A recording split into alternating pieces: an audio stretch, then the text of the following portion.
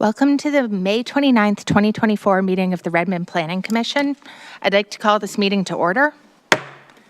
We'll start with a roll call. Commissioner Aparna? Present. Commissioner Copley? Present. Commissioner Gagne?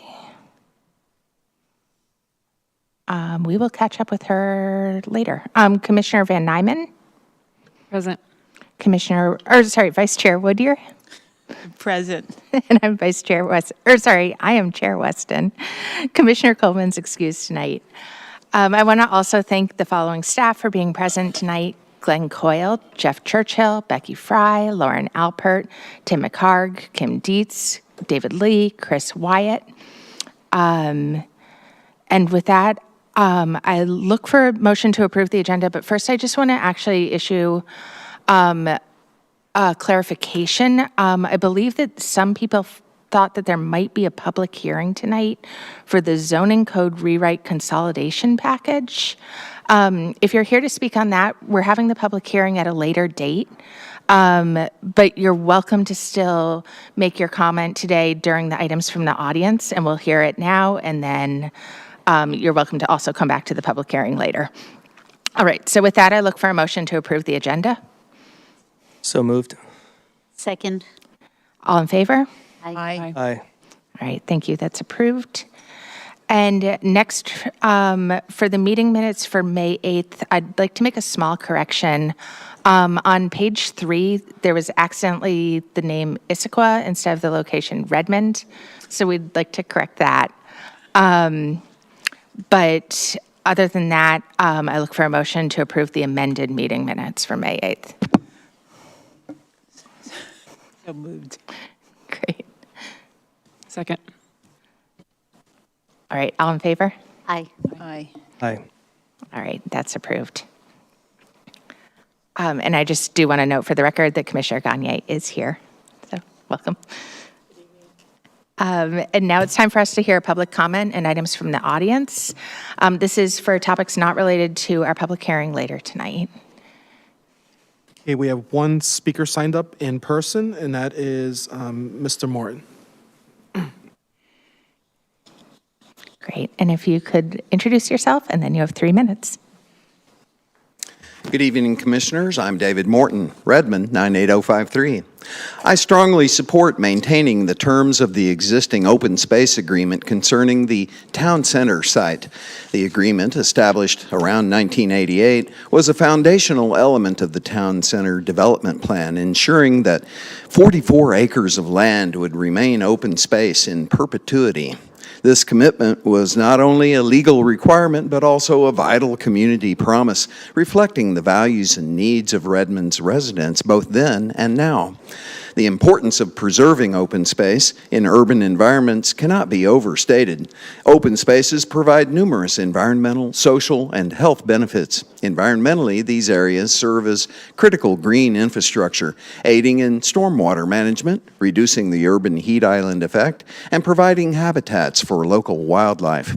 As challenges from climate change increase, the value of green spaces becomes even more significant. They offer shaded areas that mitigate extreme heat, which is essential for the well-being of the community during hot summer months. Socially, open spaces are crucial for fostering community engagement and enhancing quality of life. They provide residents with accessible areas for recreation, relaxation, and social interactions, contributing to the social fabric of the city. For the growing number of residents in downtown apartments, having nearby open spaces is essential for maintaining a balanced and healthy urban lifestyle. These spaces act as communal backyards where people can connect with nature and each other, thus strengthening community ties. The health benefits of open spaces are also well documented. Access to green areas promotes physical activity, reduces stress, and improves mental health. In a densely populated urban setting, these spaces offer a necessary respite from the hustle and bustle of city life, contributing to the overall health and well-being of its residents. Former City Council members who made decisions involving the agreement continue to remind us of the historical context and the community's expectations tied to the open space agreement. Their insights underscore the importance of upholding this agreement as a testament to the city's commitment to its residents and their shared environment.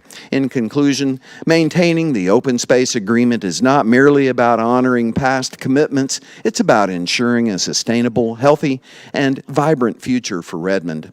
I urge the Planning Commission to help preserve this invaluable community asset for the benefit of current and future generations. Thank you.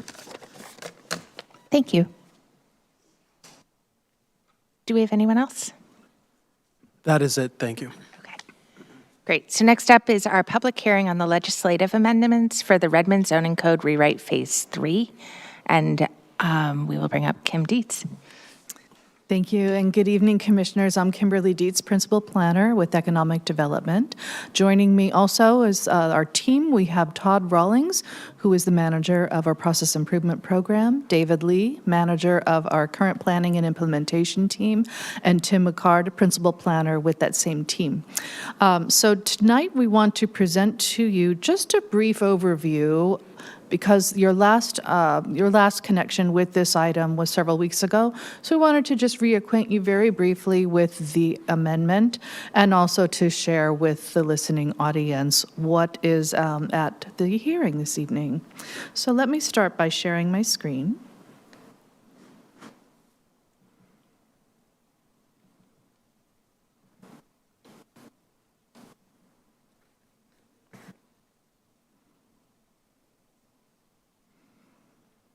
Okay, so as mentioned, this is a package amending the Redmond Zoning Code as part of the Redmond Zoning Code rewrite.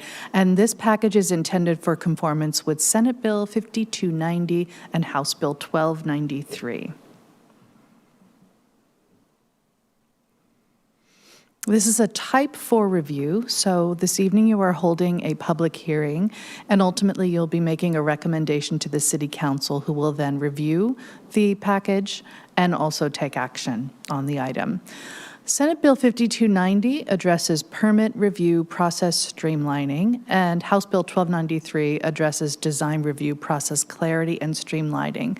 So those are the two items that are part of this evening's public hearing. While there are other amendments that are being worked on and in your review regarding the zoning code, this package is solely to address the conformance of our code with provisions that the state has approved and has required for cities and counties. Senate Bill 5290, again, project permit review, includes a couple items listed here, such as the determination of completeness being provided at a specific time and including certain information, a notification of completeness or incompleteness being offered to applicants when it's appropriate, also identifying the timing for such, to limit public hearings, to ensure that a notice of denial or an appeal period is provided, and also to allow for some exemptions to this particular code. An annual performance review is also required, and there are some exemptions that the state already issued. For example, any building that is a landmark or a building that is being proposed for a tenant improvement that does not modify the site or the exterior of the building.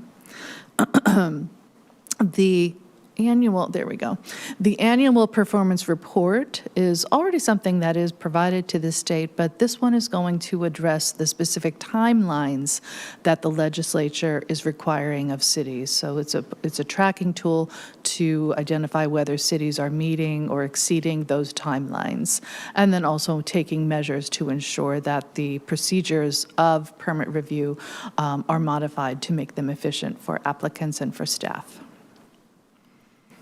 House Bill 1293, again, is focusing on design review. In this case, the design review is a public process. It would be limited to one public meeting in order to perform the review. And as we discussed during your May 8th meeting, staff is recommending to omit the design review board and to have the design review activity, the the process take place internally by staff, and if needed, to allow for a contract with a professional architect or other provider that can assist with design review.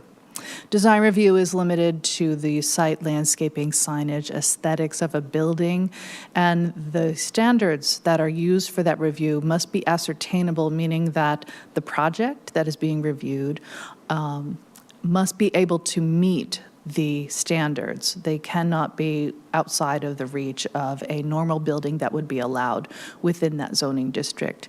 And then you can see that there's no reduction on the density, the height, the bulk, or the scale of a building based on the underlying zoning. So there's a very restrictive process, but also it has very clear bookends. So for the design review, I mentioned that our recommendation is to omit the DRB. Staff would make a recommendation to the technical committee. Professional services would be contracted. And then there's two other provisions in italics that are listed on the screen. The design standards are being worked on by staff. We are focusing on the downtown, which is going to be the next portion of regulations that you will work on after 2050 is complete. And then also, the Landmark Commission is directly connected to the Design Review Board right now. They are two commissioners that are added to the DRB to make up the Landmark Commission. So without them, our recommendation is to increase the Landmark Commission to 3 people. Now, this portion is regulated by the Redmond Municipal Code, and that's not in the purview of the Landmark Commission. So those particular items we're just providing for reference. And I'd like to turn it back now. That was just a brief overview. I'd like to turn it back for the actual public hearing. All right, so commissioners, any questions about the public hearing before we begin? Yes, Commissioner Gagne.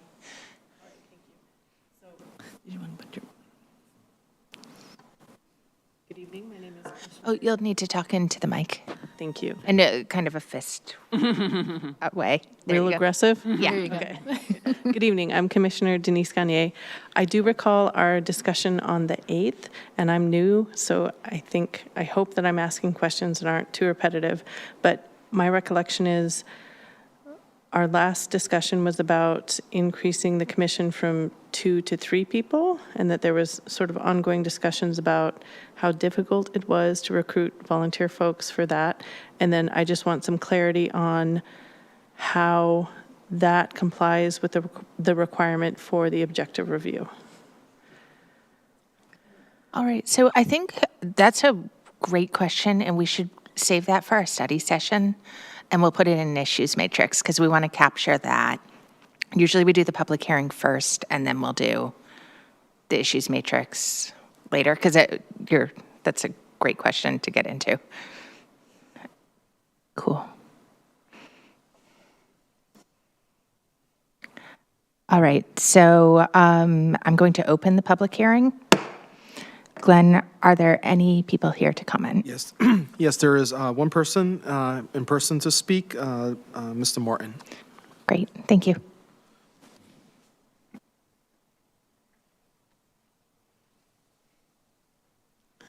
Good evening again, Commissioners. I'm David Morton, Redmond, 98053. The procedure used to review development applications should require compliance with RZC Section 2164050C, which contains a list of prohibited land uses and activities in critical aquifer recharge areas, or CARAs 1 and 2.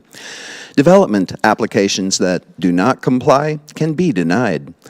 Redmond's zoning district map shows an industrial district located primarily on CARA 1. Locating industries on a city's drinking water aquifer can be risky due to the potential for contaminating the groundwater.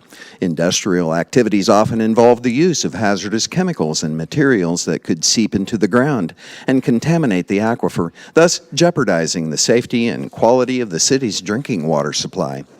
Even with strict regulations and safety measures in place, accidents can happen, and the risk of groundwater contamination is not something to be taken lightly. So it's generally not considered wise to place industrial zones directly above drinking water sources. Redmond should protect its drinking water sources and consider better locations for industry where there's less risk to water sources or where measures can be taken to minimize contaminating the groundwater. Ensuring compliance with RZC Section 2164050C is essential to ensuring that development does not compromise the safety and sustainability of Redmond's water supply. And it's great that open space and landscaping regulations will be updated for consistency with the Climate Resiliency and Sustainability and Vegetation Management, or CRSVM, plan. This plan offers numerous benefits. First, climate resilience. Enhancing tree canopy and rewilding increases resilience to climate impacts like heat and flooding. Second, biodiversity. Rewilding boosts ecosystem health by providing habitats for native species.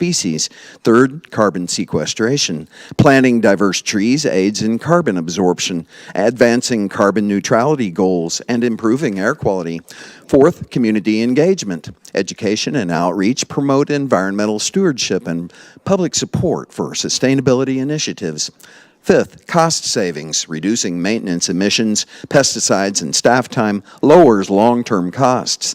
Sixth, aesthetics and recreation. Naturalized areas enhance city beauty and offer recreational spaces benefiting mental health. Finally, economic benefits. Green spaces and pollinator gardens increase property values, attract businesses, and support local economies. Overall, the CRSVM plan fosters a sustainable, vibrant city for future generations. Thank you. Thank you. That is all the speakers we have signed up. Great. So in that case, I'm going to close the verbal portion of the public hearing and leave written testimony open. And for the study session, back to Kim.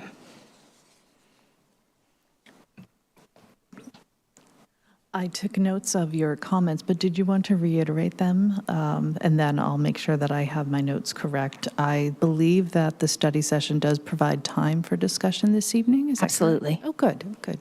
Yes, it's just a point of trying to understand if the issues that we were having filling the 2 to 3 positions allows us to still comply with the requirements for the objective review. Yes, yes, I can answer that. Recognizing, yes, it can be challenging to find seats or people who are interested in the seats to be on a commission. So in this case, what we are proposing is a person, well, I'll back up a little bit. The commission is proposed to be comprised of one person that is a technical expert in historic preservation of sorts. We are recommending the addition of some standards that are at the federal level, so there are clear standards to which this person would apply to and need to meet. So that person could live in the city or outside of the city, because recognizing that there might not be any residents that would meet that or have an interest in historic preservation. So we want to make sure that that particular technical seat could be filled. And then the other 2 individuals would be people who would live in the community and have an interest in historic preservation. They could be people who are already involved with the Historical Society, though not on the board. They could be people who just have a general interest in historic preservation. But historic preservation is quite broad. It doesn't need to necessarily be architecture. It could be storytelling. It could be a connection with archaeology, because we do have an archaeological place. Redmond is an archaeological place on the map. So we're thinking that by having those seats be more flexible, not as technical, and then for the technical one, offering that opportunity for the person to live outside the city, that it won't be as difficult. When we last held interviews for the commission, we had approximately 5 people who were interested in the one seat that was open. So I'm hoping that that does continue, but as with other commissions, we hold those seats open until they are filled by a person that fits that need. So the commission could operate without that third person. They could operate as 2. And they make recommendations. So they make a recommendation back to our technical committee. They wouldn't be a body that would be making a final decision.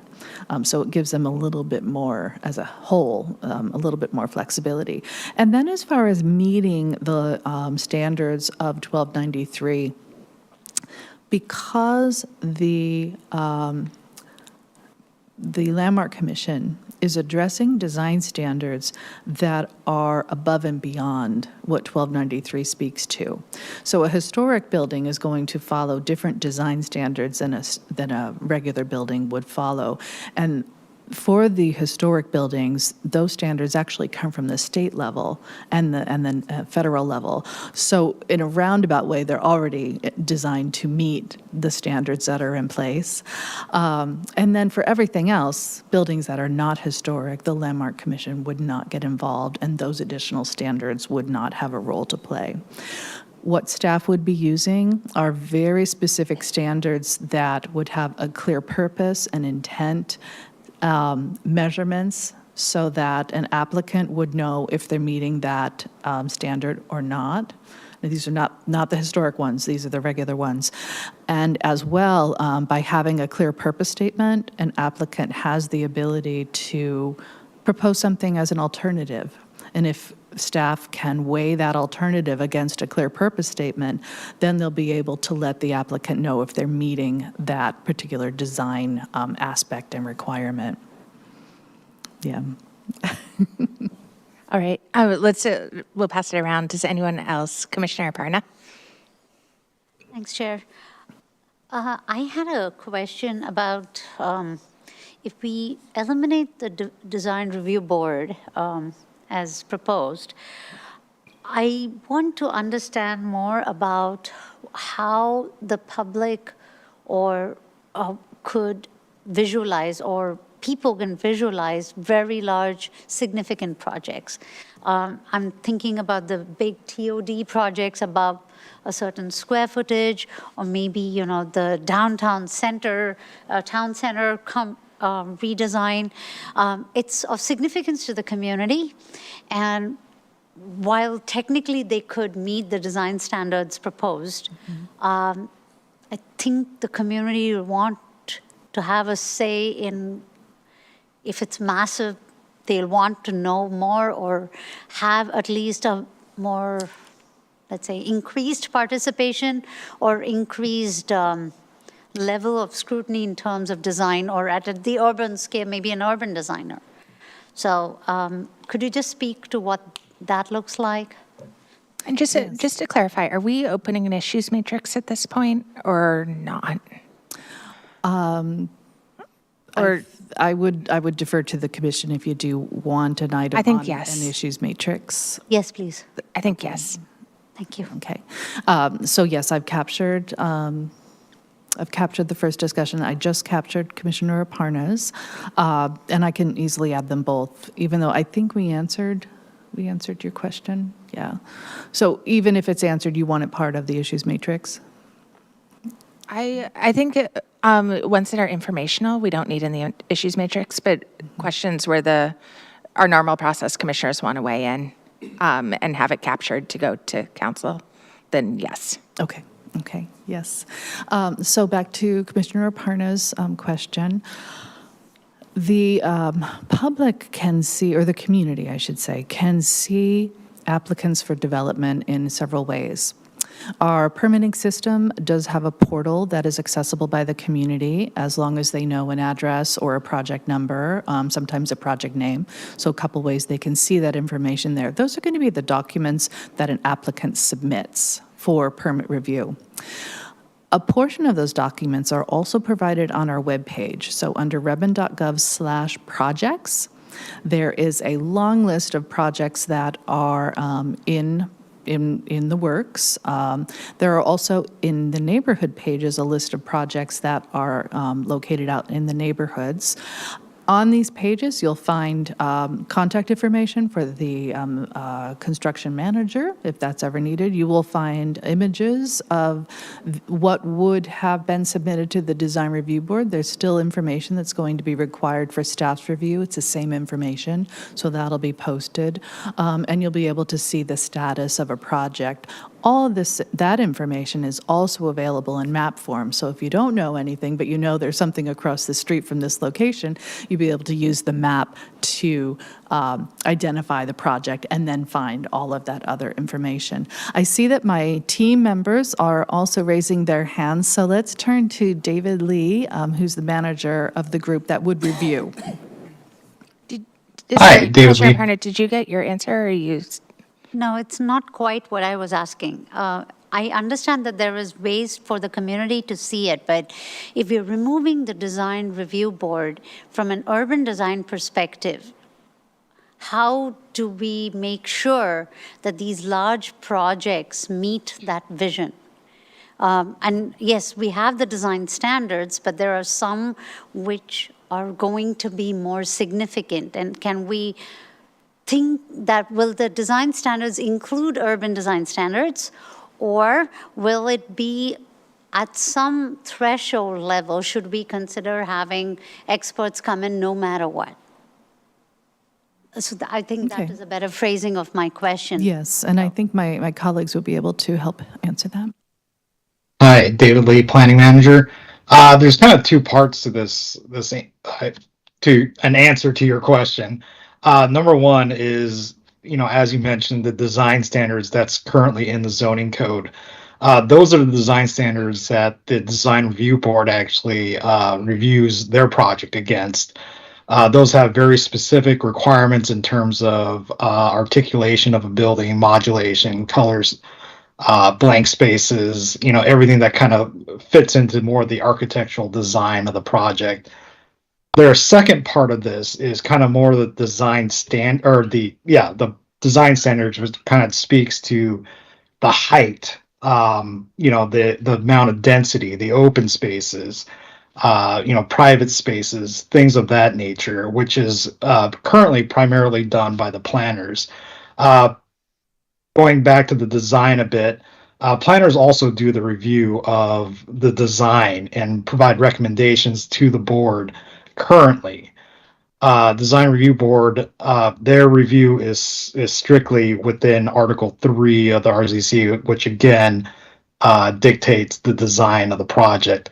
In terms of how we're going to be moving forward, for the most part, if it's still around the same type of design in terms of your 5/1 construction, which is basically of anywhere from a 5 to 6 story building. The planners we have now currently do that on a weekly basis in terms of review and providing that design guidance and following that vision that's laid out in the comp plan and within the zoning code. So we do have that. And when we're talking about, in the future, bringing in a consultant, it's for these projects, that are a little bit larger, that go into more of the high-rise definition of buildings that can range anywhere from, I believe, 60 feet to 100 to more than 100 feet.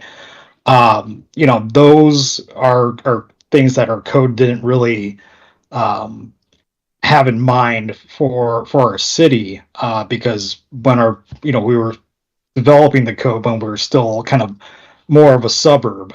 Now that we're kind of going into more of the urban age of development, we are going to need that extra expertise. So we will be able to have a consultant on call. As Kim spoke to kind of the more stringent nature of this, the recent House bills, our codes do need to be very prescriptive in terms of what type of architectural features need to be present in a design. The other thing that Kim also mentioned is kind of the ways that we reach out to the community in terms of how they can access the drawings, which we do keep up to date, are our websites on each project, our project viewer also, drops you into our permit viewer, which gives you access to all the plans. We also do notifications of any type of projects within 500 feet of any given property, that will allow the public to comment at any point, and they'll be notified if, again, they live within that 500-foot radius of that property.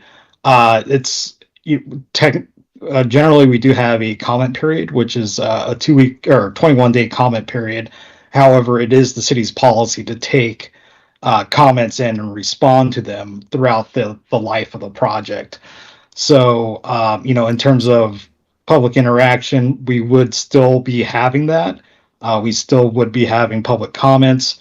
Any type of bigger projects, projects that go to council, like development agreements and master plans, those would still have a public hearing held by the council and decided on by the council. So they would still have that public hearing where the public could come in and speak their 2 cents about the project.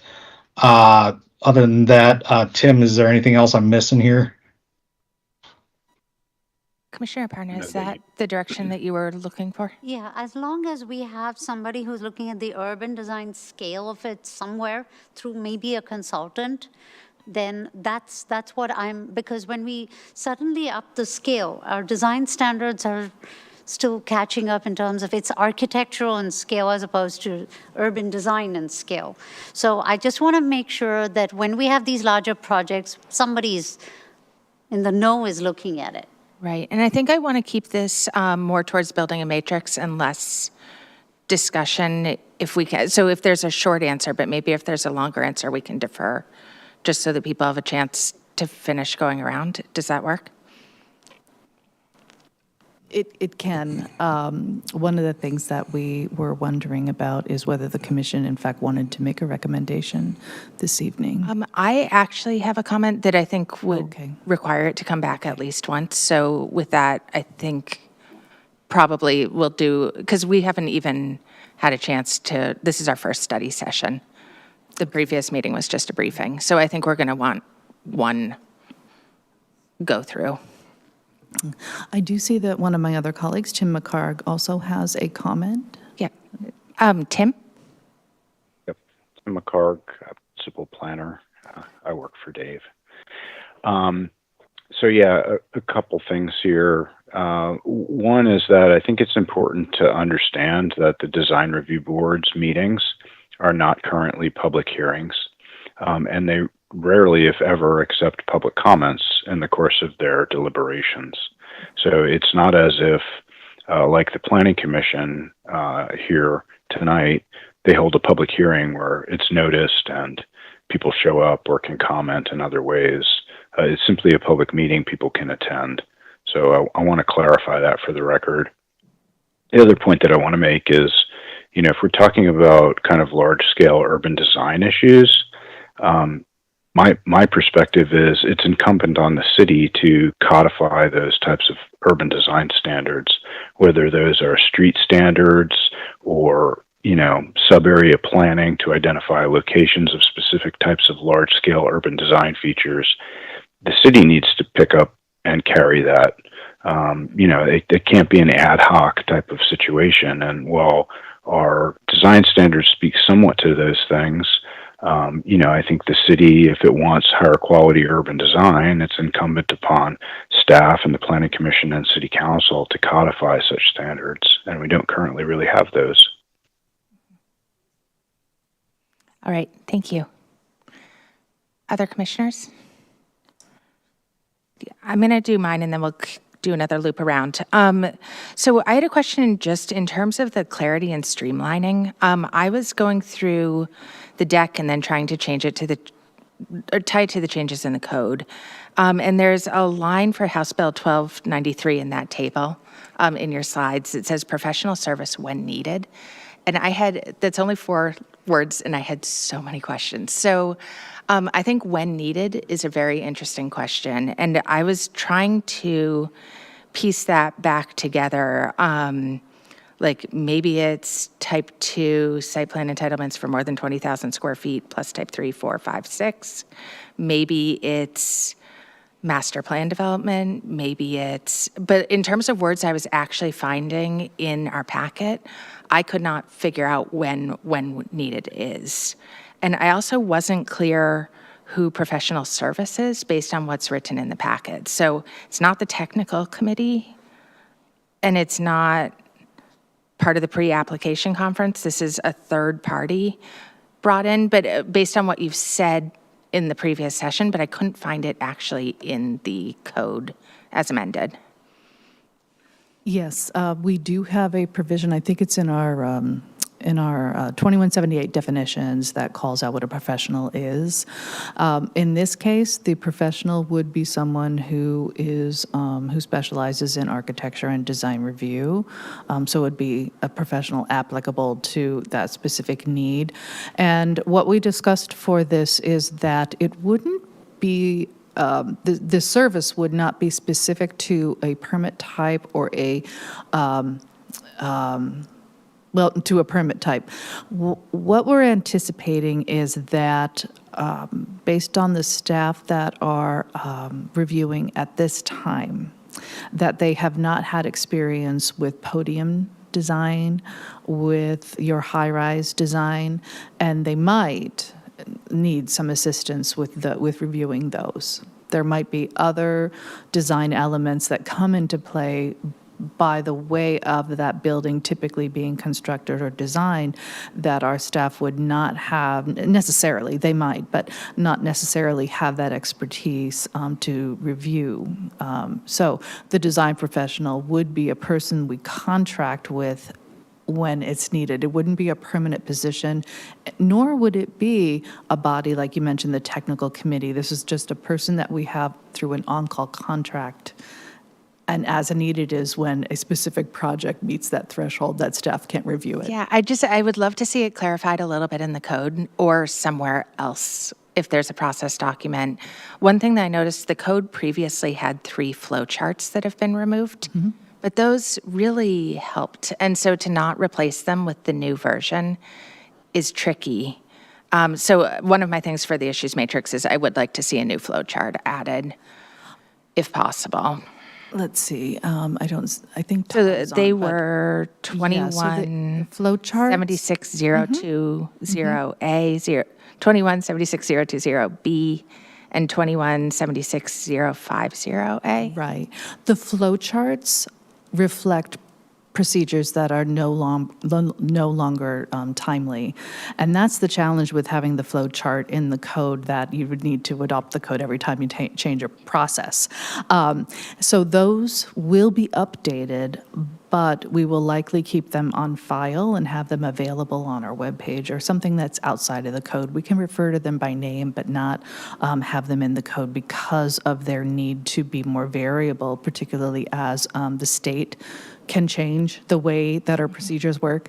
So we want to make sure that we're able to adjust as needed. Todd Rawlings, who is part of the team, he is focusing on what we're calling the second phase of this work, which is the specific operations in place and to be modified and streamlined per the bills so that we're able to meet the timeline. So that's the second phase of this. What is on in your packet now are the required provisions that the state has issued that must be adopted before January 1st, 2025.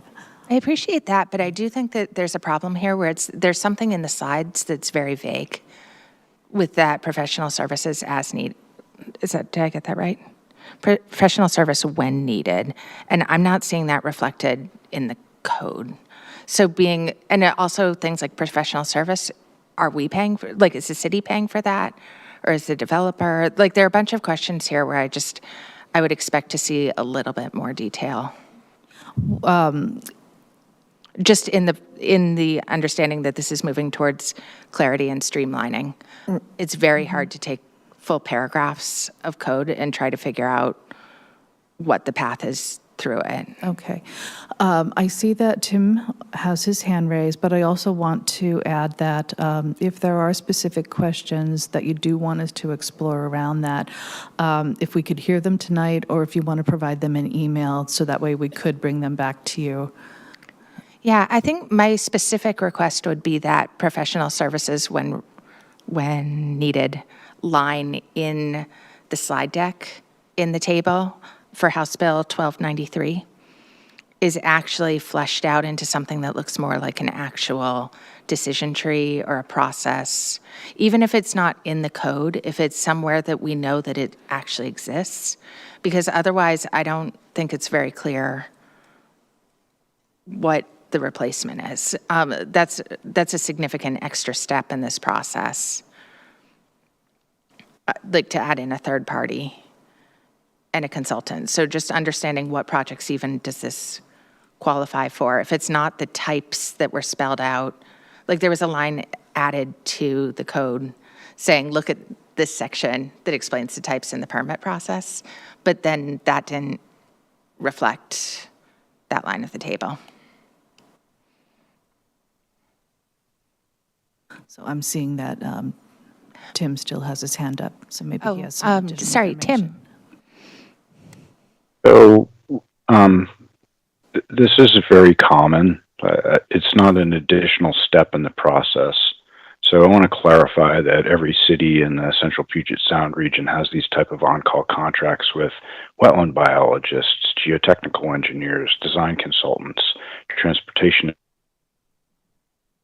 Staff is generally delegated the discretion to call on those specialists when needed. As it pertains to design, poor design occurs at a variety of different scales. It occurs at small-scale buildings. It occurs in very large-scale projects. And so I think the issue here is that when we need design support will be based upon the nature of the project.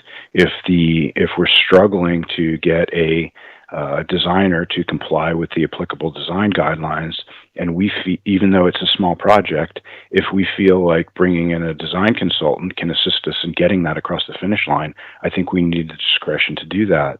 Similarly, just because a project is large doesn't mean that we're going to need design support. That designer may fully comply and engage with staff on applicable design issues, and it may be fine. So it's all I'm saying is it's very hard to come up with some type of formula to determine when we're going to need a design consultant and when we're not. I think that's why the code is drafted the way that it is if staff needs that support, we can call on it. It's at the discretion of staff based upon the nature of the project. And just to put a point on it, that's going to be bundled within the existing review timelines. So it's not as if it's going to add additional steps. We're going to recognize that, get this person on an on-call contract to give us a task order, and then it's game on. They're reviewing the project side by side with city staff. So it's not adding time or steps. That's it. I completely appreciate that. I'm mostly focused on that clarity and streamlining piece, because I think that for someone who's, I think the Redmond Planning Department clearly understands their process and their limitations and their talents and how those work to get projects through the door. And I'm not concerned about Redmond blocking projects for no reason, which I think was part of the intent of this law to address. What I'm mostly interested in is for people who are trying to build, are they clear what's required? Are they clear what sort of project they have? We have a section that goes through and explains all these different types of projects.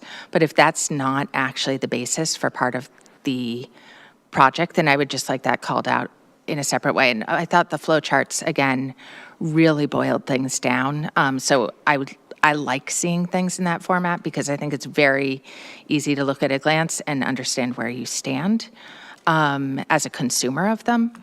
But I feel like there's a level of specificity that is missing here, probably not for the city, but definitely for the people approaching the city.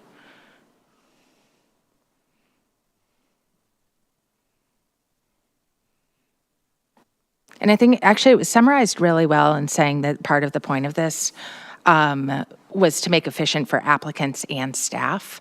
I think the staff, from everything I can tell, has their ducks in a row, understands the process as it will go forward. But I do think that clarity for the applicants is a really important part of this. Agreed. Just one final thing here that comes to mind is, we've struggled to maintain a full complement of design review board members ever since I started, which has been about 18 months now. And as a result of that, a lot of projects have had to be delayed through the design review board process because for failure of a quorum. And so, I hear what you're saying and I appreciate what you're saying. I think by going to a staff-based design review system, we avoid those issues of having to schedule and be tied to a specific design review board schedule that is then subject to the requirement for quorum. Oh, and so, I actually don't yeah. have any quibble with that whatsoever. What I'm basically No, saying I is just want to make this question of professional service and when to bring it in, like it's in Mm-hmm. the slide deck as an alternative to the design review board. I just don't think it's obvious what that means. Yeah. I want to make clear that every process unfortunately has some warts, and the current process that we have has warts relative to getting things scheduled, and people, design review board members like planning commission members, have other things going on in their lives, and it's often impossible to get 4 of them in the same room at the same time. And Right, but the as a new result of process that- won't have that. So I think we're going to That's wrap right. this That's and right. then move on to Commissioner Gagne. Yeah, please. We'll do this and then Commissioner Aparna, and then we'll come back to you again. Follow-up question to my question and follow-up question to your question. Great, mic on, please. The follow-up, I have 2 follow-up questions to my initial question. One, is there historical precedence for eliminating the design board? I simply don't have the depth of experience to know whether this is something that has been in place for years and we're removing it. And then also whether, I want a better understanding of how many people are currently interested in the 3 positions that you mentioned, 2 of which I think are civilian, one of which seems to be more technical. And that one is outside of our purview a little bit. Like if I'm understanding correctly, that's part of the municipal code. So we don't actually have oversight. They were just presenting it so that we would know that this was also happening. Okay. And then can I ask a follow-up question to your question? Or move on? Sure, Okay. yeah. I liked your question a lot, and I liked Tim's response a lot. And then it's a similar follow-up question, which is, do we have any historical perspective on how much money we've spent in a specific amount of time frame, maybe in the last 2 years, on those added design services that Tim was talking about? If we need to seek expert opinions on and insight from wetlands folks or other folks that we the city has to get expert services on. Is there an understanding of or clarity on how much money we've spent historically on that? Because it's Right. And that's a great vagueness one of for the that. issues matrix. Okay. Did you want me to answer? I can answer. Oh, sure. That's great if you have it off the top of your head. So historical precedence on the design review board. Not every city uses a design review board, and it's also not a requirement for us to use one. So there isn't really a precedence for saving one in order to meet like a state or a local kind of law. We do have the discretion to have one or not have one. Did you want to add anything, Tim, to that? Sure. I've worked in many jurisdictions where there was no design review board, and we still had design review, and it was highly functional. Currently, I think number one, we don't utilize outside consultants within the review process to the extent that we should, and that's something that, to Dave's credit, he's been working on for the past several months to get that in place. And just to clarify how these costs work, these are pass-through costs.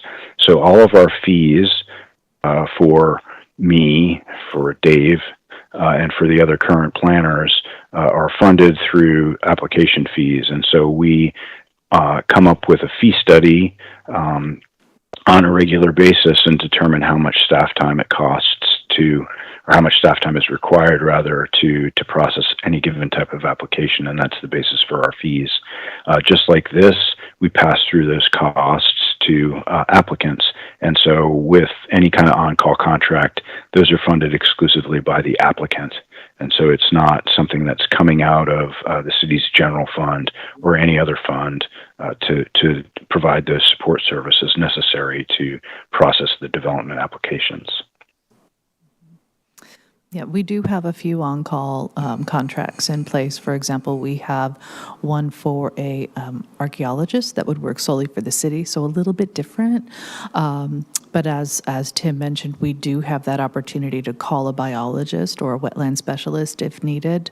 But there isn't really a long or a robust record showing when we've done that. So it's a little hard to track. And then the archaeologist that works for the city, that's probably vastly different than what a design review person would be providing. So it's a little hard. What we would do when we're developing that contract is we would issue an RFQ, an RFP, and request information so that we can make the best decision possible based on the value, as well as how well that person would be providing deliverables back to the city. On your other question, though, on the number of people that are interested in the Landmark Commission, I had mentioned that last time when we went out, when we had one open seat, there were 5 people that were interested. That can differ each and every time. We don't have a seat open right now, so I don't know what the current interest would be. Commissioner, let's come back. Yeah, Commissioner Aparna. I'll try to keep this brief. 2 points. When we talk about the on-call consultants, if other cities are also considering, because of compliance with state law, to remove their DRB, then we're swimming in the same pool and looking for the same set of consultants. So just wanted to kind of think about, do we have enough types of consultants on the on-call roster, and so that we still make the timeline, which is now compressed, right? So that's like a process question. And the second one, I really like what Tim had to say about the urban design standards being something that the city should be providing instead of an ad hoc thing, especially because it's urban design. So just hoping that somewhere in our conversation, whether it's in the issue matrix or in the final report, there is a specific call out that we would have a new section called urban design standards for projects above a certain scale, or like, I'm not just talking about height, but I'm also talking in terms of girth, right? Or significance to the city. So anything volume. At the rail stations, the big ones coming up, we want to know that they're not going to be monolithic things which still maintain the design standards. You know, there's ways to do both and still not be imaginative about it. So just want to make sure that those projects have their own standards, or at least answer to the scale, not just streetscapes. Because the streetscapes are already streetscapes, open spaces are being handled. I can see that, and community spaces.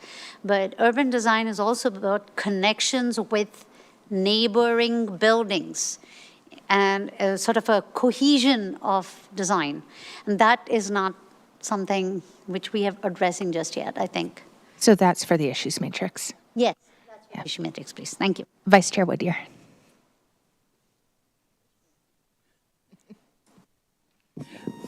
I'm going to leave this in the interest matrix, but I just want to call out that I have some concerns regarding the pass-along costs and the criteria.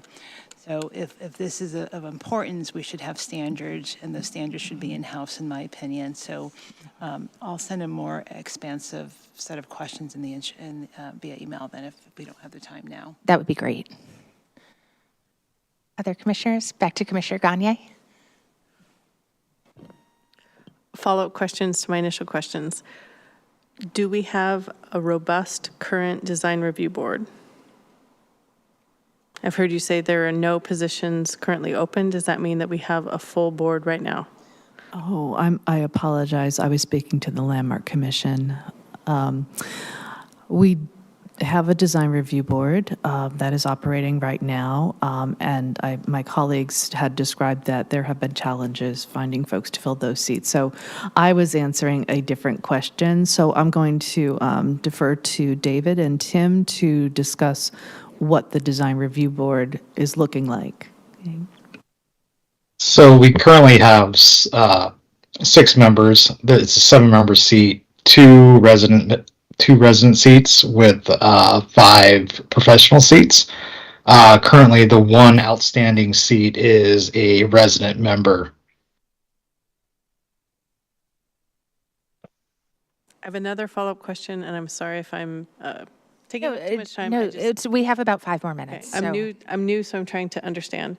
So if this recommendation is to omit the design review board, I think the question that I asked earlier is, what is the historical precedent? I think that Tim answered that he's worked in jurisdictions where there have not been design review boards. What is the precedence here in Redmond? How long has the design review board been filled? Is it, if we eliminate that, are we doing away with decades worth of historical precedents? So I think we covered this a little bit in the briefing on May 8th, but if I can just summarize what I recall of it, and then I can be corrected for the parts I get wrong. So I think Redmond's design board actually has been remarkably functional in a way that the city is proud of. However, this new state law is coming in and basically dramatically reducing the amount of touches the design review board could have, to the point that it really wouldn't be functional anymore. So rather than have kind of more of a rubber stampy type option, they're proposing to bring it all into, like, under the auspices of the planning department. And then from there go, and again, loop in professionals as needed if the project calls for it, but mostly perform the functions of the design review board in-house in response to this state law. So we don't have a ton of flexibility about, can we keep things the way they've been, unfortunately, because of these 2 bills that were passed. We're just trying to figure out how to respond to them. I'm not sure if that's helpful. It is. I think it goes back to my initial question, which was, does anything about this, what I'm trying to understand and clarify is, are we still meeting the standards of independent review by eliminating the design review board, if that's the recommendation? And I understand there's we're being handcuffed a little bit by the statute, but I'm just trying to understand how we're having folks outside of the paid city consider.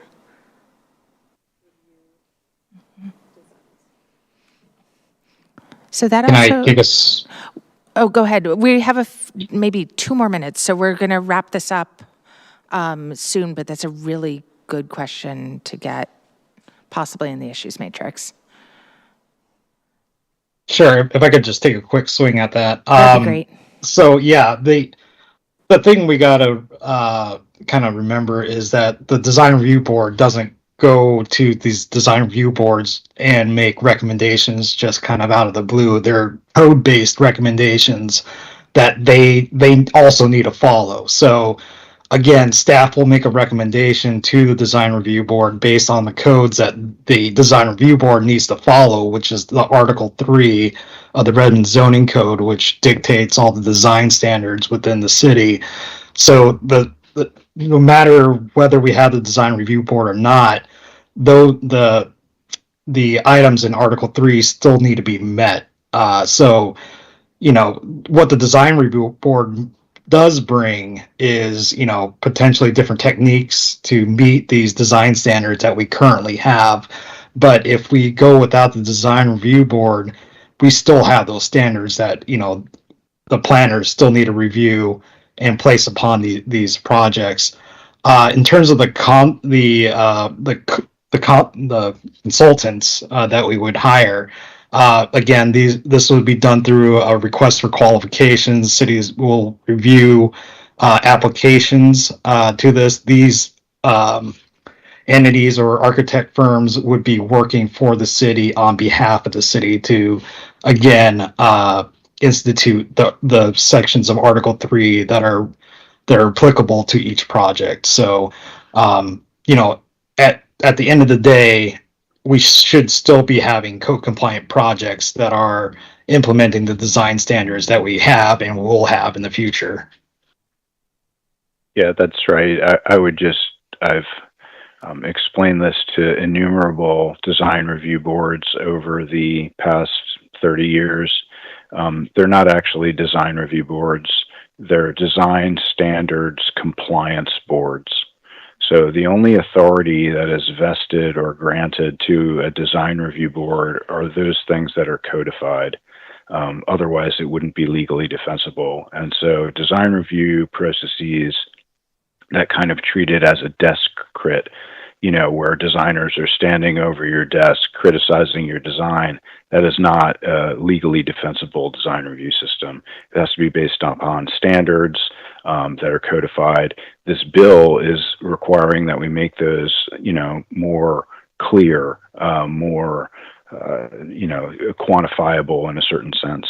And so that's the purpose here is, you know, to bring that with those standards becoming more quantifiable and clear, to bring that in-house and then use the services of a design consultant when necessary. It's also important to clarify that if you are a design firm that, for example, responds to an RFP for on-call design services for the city of Redmond, your firm is not going to be designing any buildings in the city of Redmond while you are a consultant, because that is a clear and unambiguous conflict of interest. Same for wetland consultants, same for geotechnical engineers. You forego the work in that jurisdiction in order to have that on-call contract. So it is literally an extension of city staff at that point. Thank you, David. Thank you, Tim. Thank you, Kim, for being very patient with, I'm on my learning curve. To put this in Taylor Swift, I'm in my learning era. So yeah, these are really thank you good very much questions, for your and patience. happy to answer them. Yep. Commissioner Copley, did you have? Yes. A clarification question for Kim Dietz. You had mentioned that 2 of the landmark commissioners could be residents who had an interest in historic preservation, and you mentioned storytelling. I found that interesting. Have you considered who might be a good representative for that commission from the storytelling perspective? I ask this because the commission was sent an email from the Snoqualmie tribe recently, and I was thinking that they might be an interesting group to engage. Thank you. Yes, we do communicate quite regularly with the Snoqualmie and other tribes. And I'll add that to the issues matrix as a note. I don't know if I can respond in a timely manner to that because that would be something that I would need to discuss with the tribes. But thank you. Thank you for raising that point. Other commissioners? All right. I think what we're going to do is if people have additional things, try to get them in via email early. Because again, we're on a tight timeline on this one. So we do want to get it wrapped up hopefully the next time we see you. Great. Thank you so much for your time. All right. Our next item is a study session on the consolidation and streamlining package for the Redmond zoning code rewrite phase 3. And this is Kim Dietz and Becky Fry.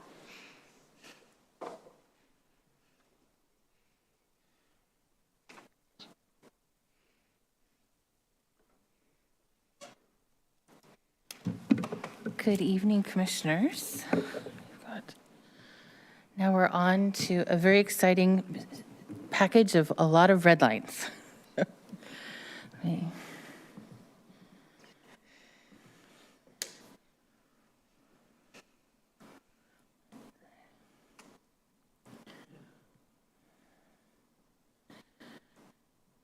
Here we go.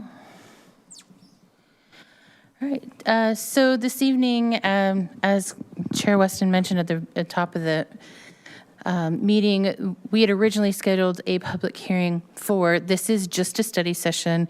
These items have been folded into the summer omnibus package that gives us several weeks of opportunity to actually explore in depth and have the community look at these because they are complicated red lines. And then the public hearing for these items will be with the omnibus package public hearing. So that is anticipated for July.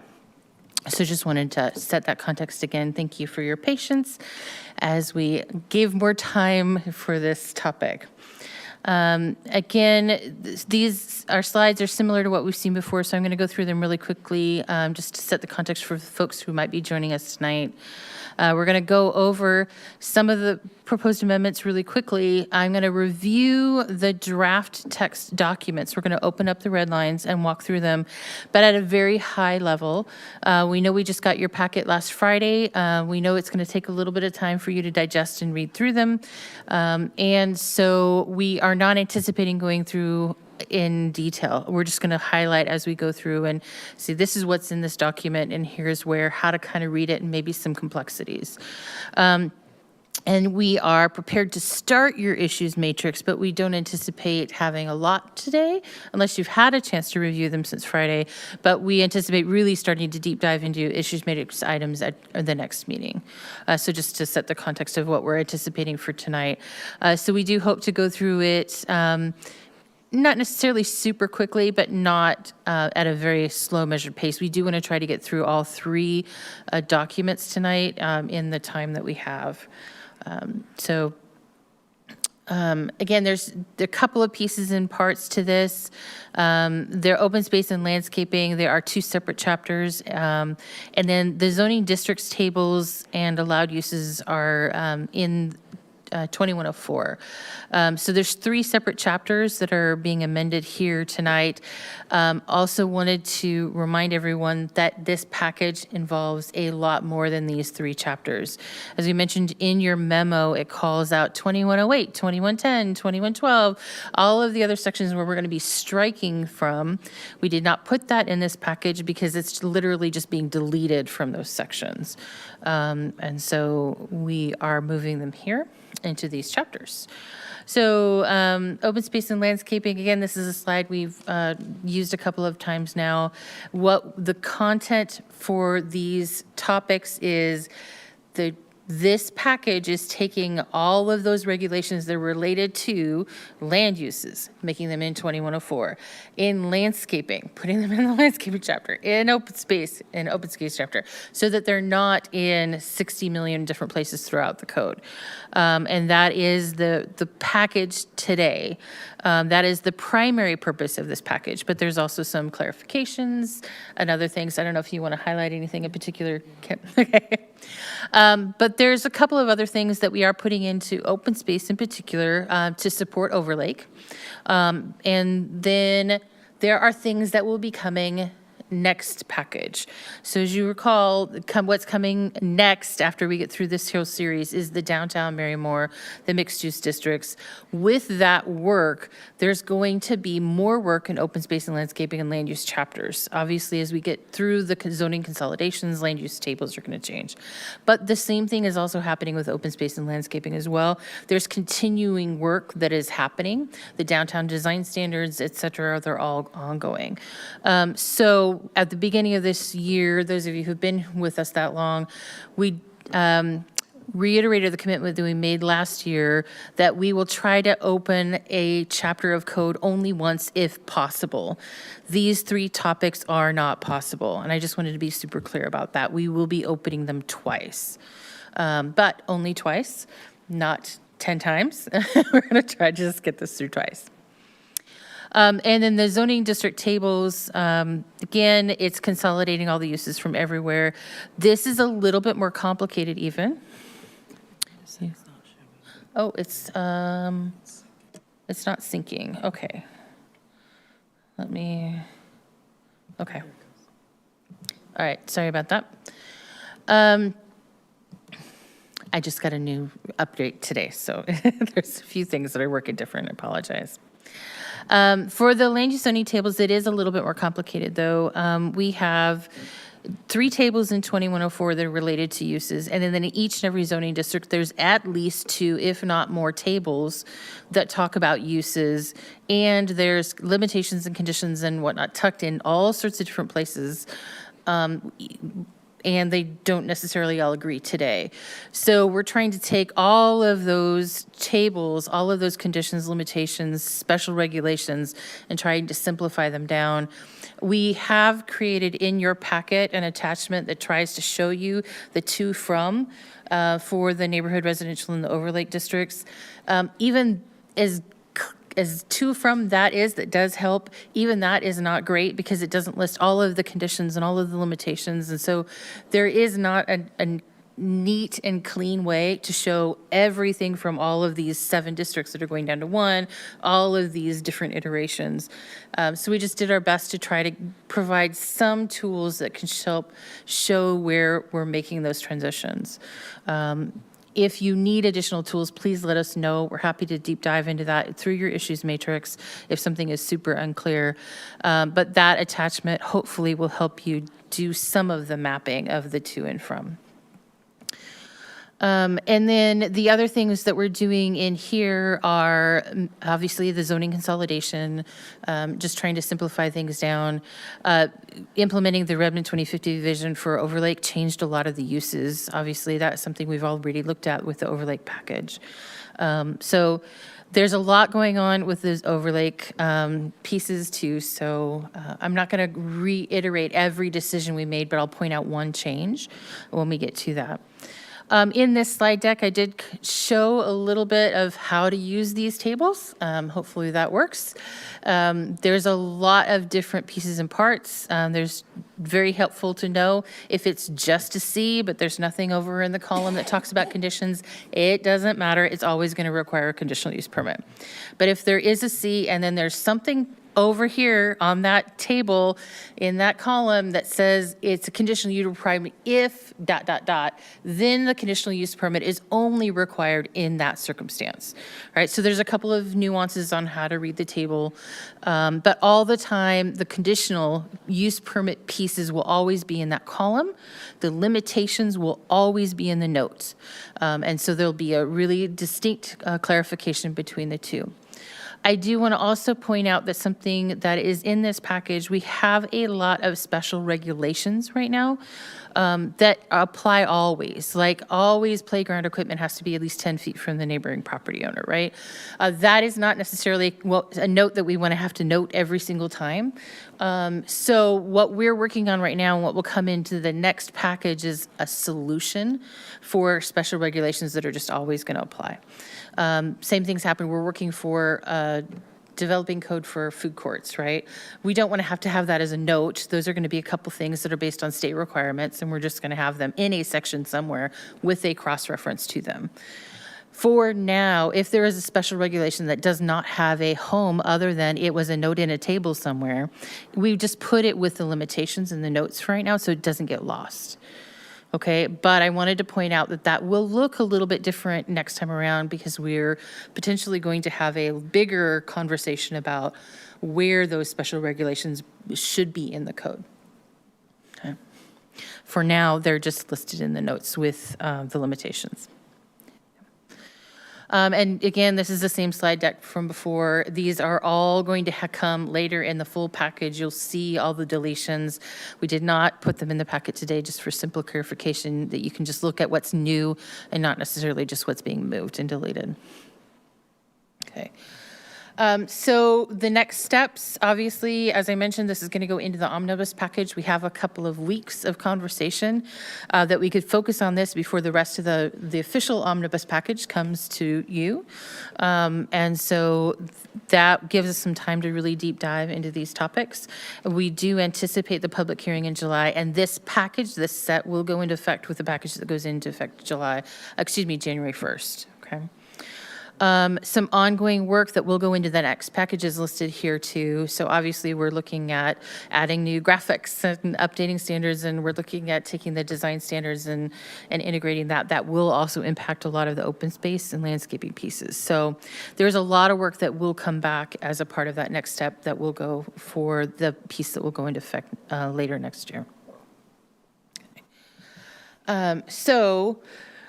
Before I open up the actual chapters and we start going through them, do you have any questions for Kim or I?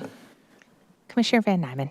Okay, so I thought I understood what we were doing here, but some of the comments from the public are making me wonder if maybe I'm missing something. There's no changes, there's no new decisions being made here. Mostly, we're consolidating and moving things around. But there are some new things that are going into play, especially in Overlake. Those are The comment decisions we that already we made, right? received about, I'm sorry? Those are decisions we did already make. We've reviewed a lot of the Overlake pieces, yes. The comments that we did receive twice this week were talking about the town center open space. There's no change proposed for that. I'm not sure where that's coming from, but just to clarify, there isn't any change proposed.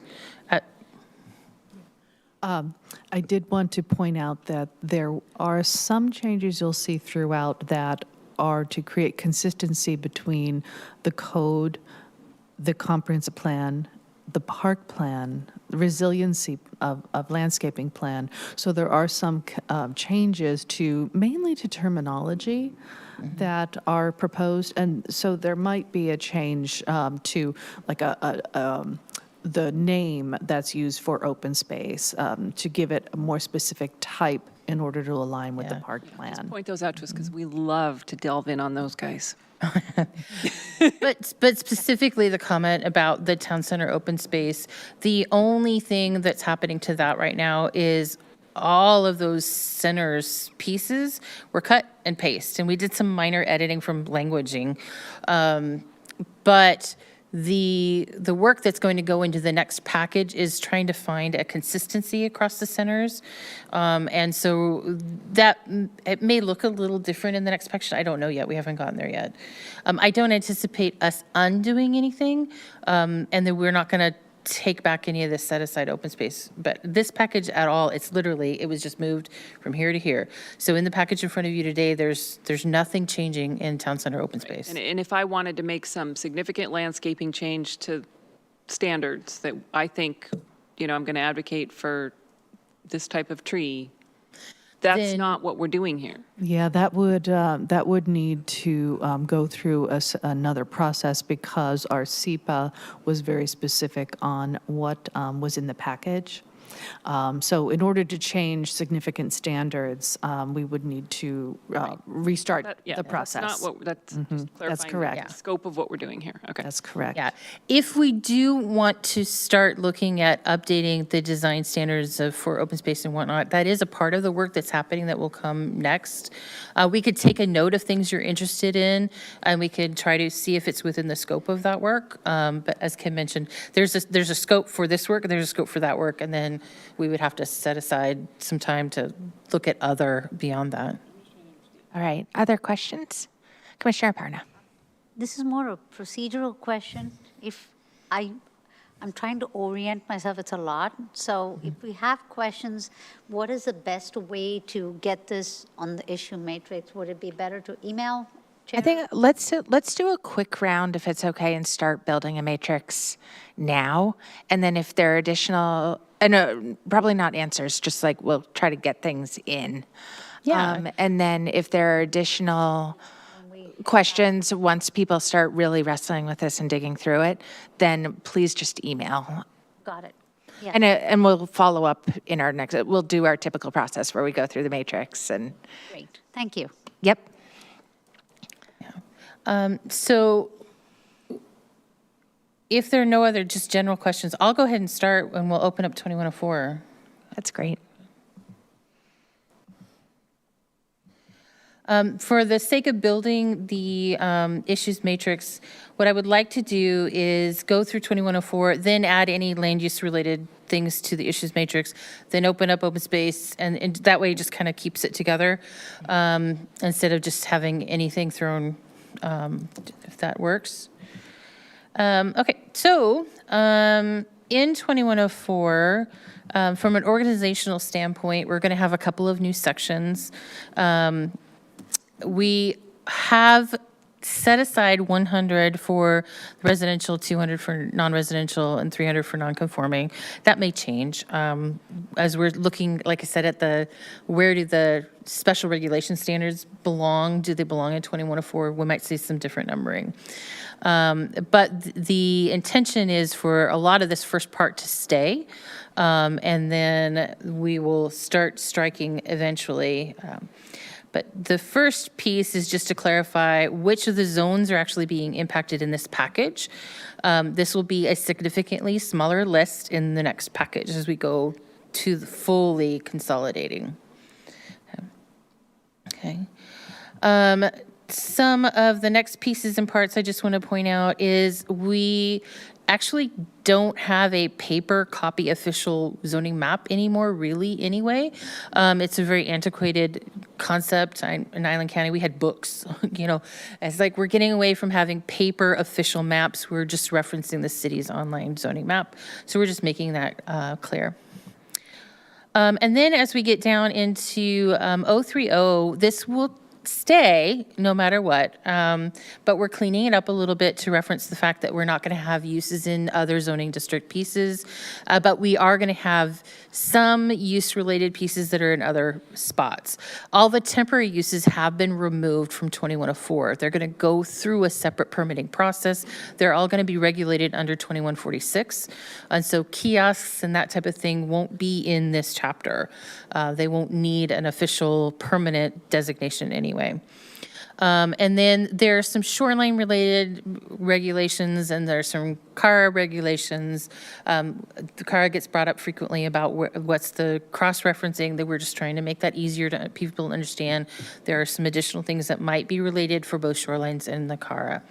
And then for non-conforming uses, we've actually are moving them into 2104. They're currently hidden really, really deep into another section of code.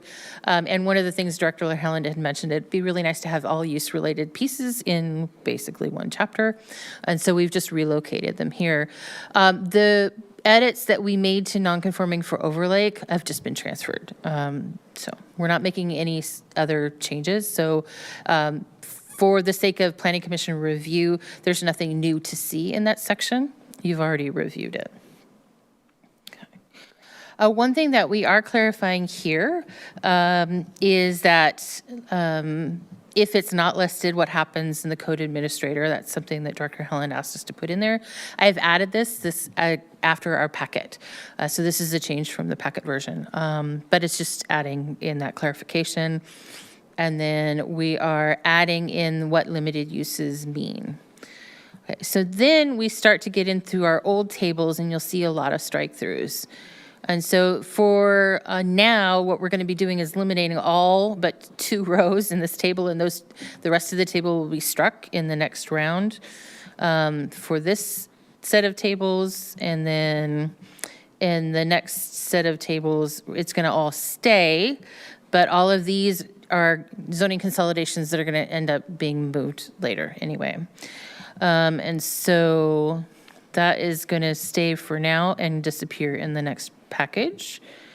And then where the overlay consolidation shows up is in the 3rd table, the mixed use table. So those rows are going to go away. And then that table will be struck later. So eventually what you will have is that stuff at the top that just talks about what an L means, what a P, what a C, and then you'll go immediately into the 11 by 17 tables, right? So all of the in-between is going to get struck eventually, and then you'll just be able to go directly into the tables. A couple things I do want to point out. I'm not going to go through line by line what all the changes are.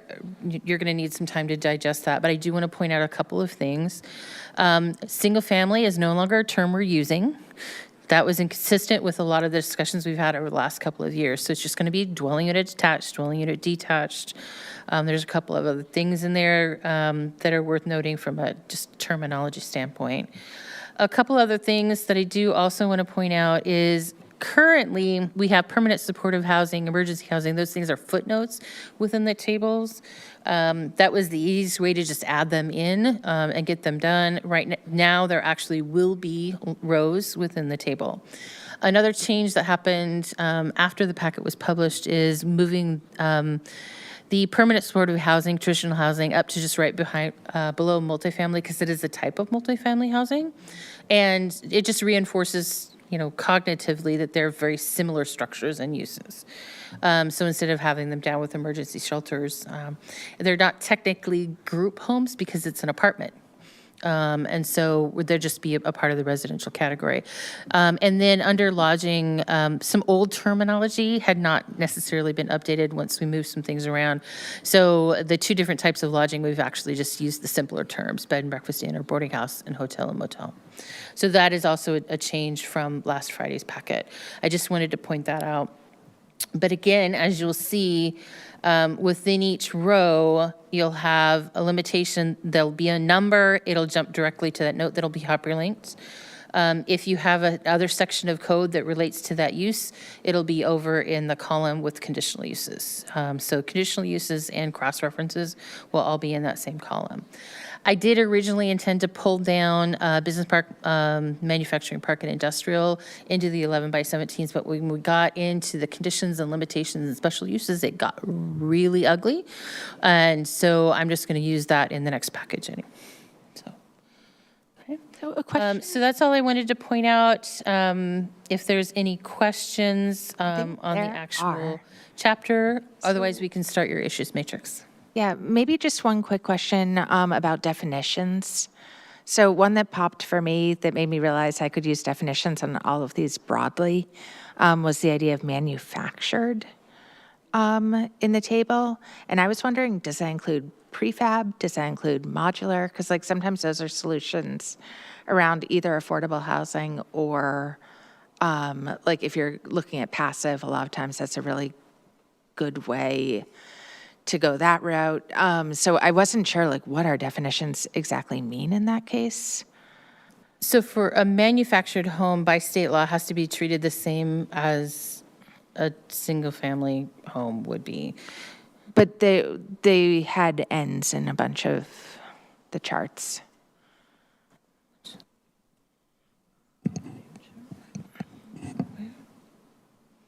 Oh, in the charts today, in the upper. Possibly. I might be lost. Yeah, I think that was a relic of the current code. They were in the previous charts, Oh. but they would not be transferred into the new charts. Yeah, thank you for pointing that out. I didn't go through and clean up all the terminology in the tables that are going to get deleted in a couple of months. So if you're looking at the uses in the old tables, these old ones, I wouldn't bother. I'm not making any edits to that other than strike-throughs. Great. Except for the cannabis, yeah. Yeah, which the commission already reviewed, so Yeah. just reflecting. So you can skip these tables from a review standpoint and just look at the language above them and the 11 by 17 tables. Okay, and then also look at attachment And yeah, E, is that right? And then, yes, Glenn. Just trying to understand your question, perhaps. In terms of the definitions on the left of what those different uses are, they're in the Redmond zoning code 2178. Thank you. That's what I was looking for. Becky is referring to is that we're updating a lot of those definitions, or some of those definitions. Yeah. We shouldn't say a lot, but there are changes. There are a lot of changes that are But happening. that's in the where, definition. that's the home for those definitions. Great. Can we also get in our next packet the updated definitions list? Is that hard or is that possible? I will double check if they're ready, and if they are, I'll share them. Okay, that's so helpful to me. Commissioner or Vice Chair Woodyear. What is the timing for the next package? For the omnibus package that includes all of the pieces, or for the package for next year's I'm adoption? looking at this large chart, which, by the way, I love. I love this chart. But there's, and I think I heard you say earlier that there's some blank spots here because they weren't filled in yet, so I'm just. Yeah, so the columns that you see are blank here are going to be filled in with the next package. And that next package will come to you for review over the summer, and you'll have a public hearing late this year. It'll go to council for adoption early next year. It'll go effect into March. So we'll have about 3 months of weird in-betweens because we're not adopting all of the zoning consolidation all at once. But eventually, all of the old stuff will go away and all of these columns will be filled in. Every cell will have something in there. I just didn't want to jump the gun for those conversations because you haven't had them yet.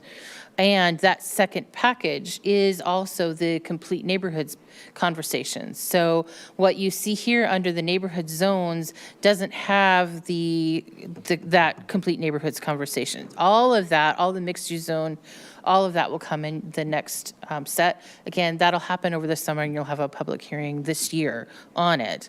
It just will be about 3 months delayed implementation. Commissioner Parna. I actually had a question about permanent supportive housing and the emergency housing and so on. So I know that some of the code previously had spacing related, like they can't be clustered or they have to be 500 feet, or there were variations of that theme. How does that translate into, like, is it still called upon? Is it linked to the land use table, or? Yeah, so the change in this packet is literally just to take it from a footnote and put it into a row in the table. Okay. And it cross-references the sections that are appropriate, which is 2157010. The changes to that section were a part of Ian's housing package. Right. So there were some minor changes, but based on state law changes. Right. And I think spacing was one of them. But we're not making any changes in this packet at all, other than taking it from a footnote to a row just to make it clear. Okay, so it's just calling upon it in the right place, in the right format. Got it. Thank you. Commissioner Copley. For consistency, would it make sense to change the terminology under multifamily structure to multi-dwelling unit structure? I see you guys have updated everything else. We can take that back to our team.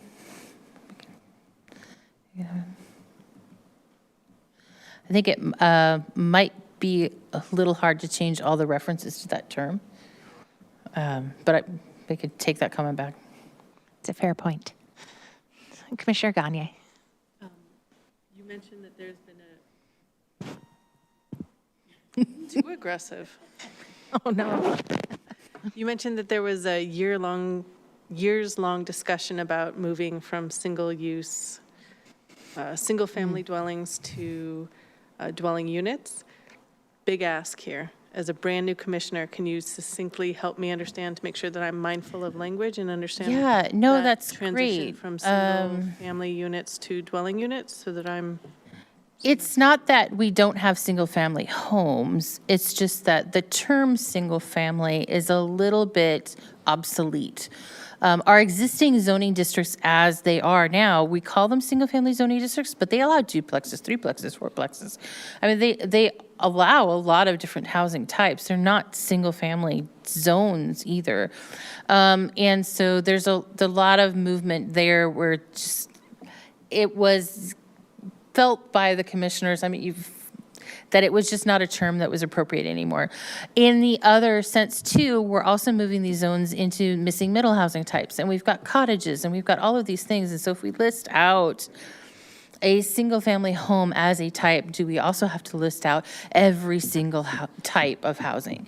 And it just felt like it would create a really long, convoluted table that we'd miss something. And so just calling it dwelling unit attached and dwelling unit detached, it just simplifies it from a use chart.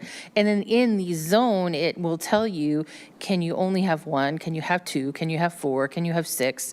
And the zone itself tells you how many families are in that structure, if that makes sense. Can you help me understand what dwelling unit attached is versus dwelling unit detached? Yeah, so dwelling unit attached could be like a duplex or a threeplex or fourplex. It just means there's a shared wall.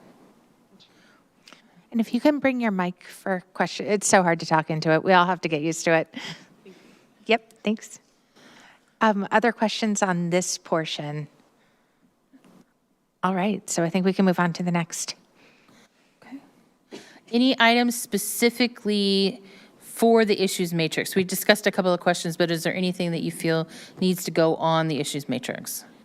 I actually would like to have that manufactured versus prefab versus modular, because I think it touches on both our climate goals and our affordable housing goals. Okay. So just on whatever the equivalent is in the new, just making sure that we understand how that's dealt with now. Got it. Is there anything else that people would like specifically for the issues matrix? Commissioner Aparna. I just had a question about the introduction to 2104-030.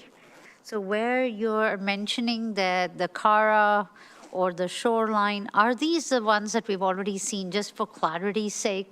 Are these the ones that we've already seen as regulations and we've, okay. Yes. And so is there a way, I know this sounds really, I mean, might be a little bit dumb, but is there a way for us to kind of have a comment maybe on the side, not in the text, but as a comment saying already passed or.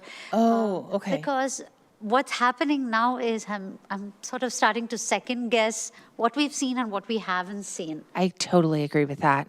That would be so helpful. So it can be a comment, not in the text, but just as a comment from Becky. And, Got it. Yeah, And thank you so much. That would really help. because I'm looking at this and I'm thinking, hey, didn't we just see this? And then I'm like, maybe we didn't, and maybe I'm wrong. So Yeah, no, that's a really good question. I think in general, all of the things that you'll see today, all three packages, the only thing you need to focus on is that particular chapter. Anything that's a cross-reference to something else, you do not have to pay attention to. All we're doing is the cross-reference. We're not actually making any edits to the other chapters.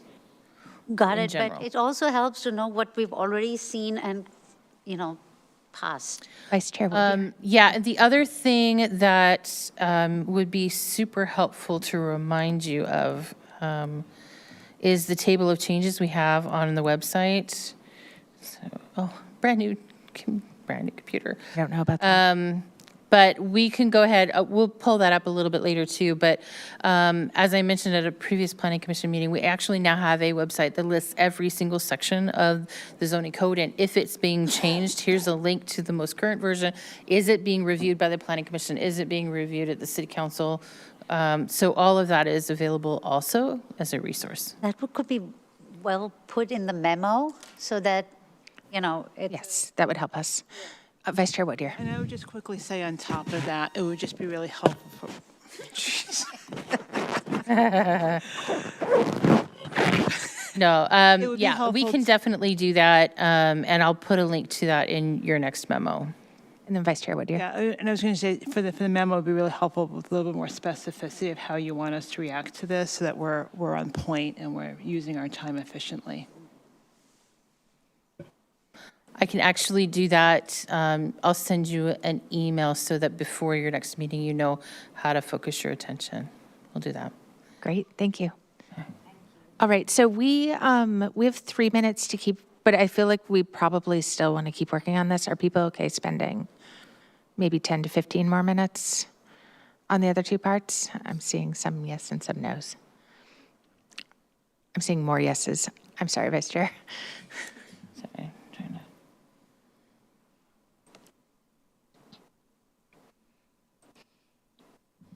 Okay, there we go. So we've got open spaces next. Open space is, this is where Kim had mentioned earlier that the parks plan that got adopted last year had all new terminology.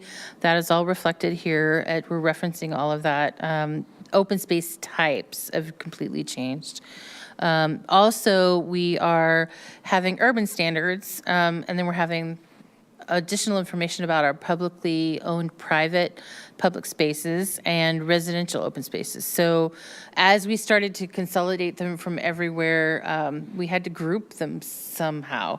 And so we grouped them in this way. If it's a urban standard, if it's residential standard in some of our residential neighborhoods, and then this publicly accessible private open spaces is the POPs. And so the other thing that you will see is that there is a lot of things that have been moved into here and edits that were just added in here. So if it is a single underline, it's just newly added to the chapter. It's brand new. If it's the double underline, but it's black, it was just moved from somewhere. So it's not a new thing. You only have to focus on the stuff that's in color. In some cases, though, because we were dropping things in from everywhere, things that were in 2136 got moved to another section of 2136. So some of the double underlines is just moving within the chapters so that we can keep like with like. So again, if you want to kind of focus on the things that are new, ignore the black and just really focus on what's in color. Okay. And a lot of the changes really are just a reflection of the consolidation. Obviously, when we cut and pasted things together, there was a lot of things that were the exact same language in downtown and Overlake, and we'd only need it once. So it got moved over and then struck through. Okay. And then we just cleaned up the language because, again, as we started to consolidate everything, sometimes the language structure didn't make any sense anymore, or we ended up having two sentences that were very, very similar, and we didn't need both. So there's just some cleanup that's happening in that sense. So one of the things that we are doing is just updating and cleaning up the purpose, just making sure it matches the Redmond 2050 work, but also all of the purpose statements that were reflected in a number of different places, just making sure that we're adequately referencing the things that we do intend as the purpose. And then the applicability section is just being updated again to reflect the consolidation, but also we're just trying to reference some tables where we can, and so there's some simplification here. Where you're going to start seeing some major changes, again, where the types of open spaces are completely new. We're striking out the old, replacing them. And then starting with the mixed use and urban section, this is Overlake, downtown, Marymore, okay? This is the urban stuff. But it'll also be reflected in our mixed-use districts. So urban mixed-use, corridor mixed-use, all of those need to have urban standards applied. And so all of this will be reflected here. And so we've tried to do tables to simplify things where we can. We are keeping the old illustrations for now. We are working on new illustrations. In your next package, almost every illustration, I'm sure, will be replaced. But all of these now, just again, it was moved from one section, it got moved into here. We just relabeled it with the new numbering system. But expect some really beautiful illustrations in the next package. But we tried to do a lot of tables. Some things that have also been added into here is some examples of how to do the math. And so this was in response to community and sometimes new staff's confusion about, okay, they're a little different. One thing I do want to point out is right now we just dumped Overlake standards and we updated those. We dumped downtown, kind of updated tiny little things here and there. Again, talking about the new terminology and that kind of thing.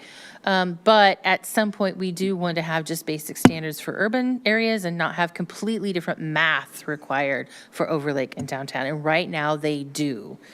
And so please know that that is something we're working on.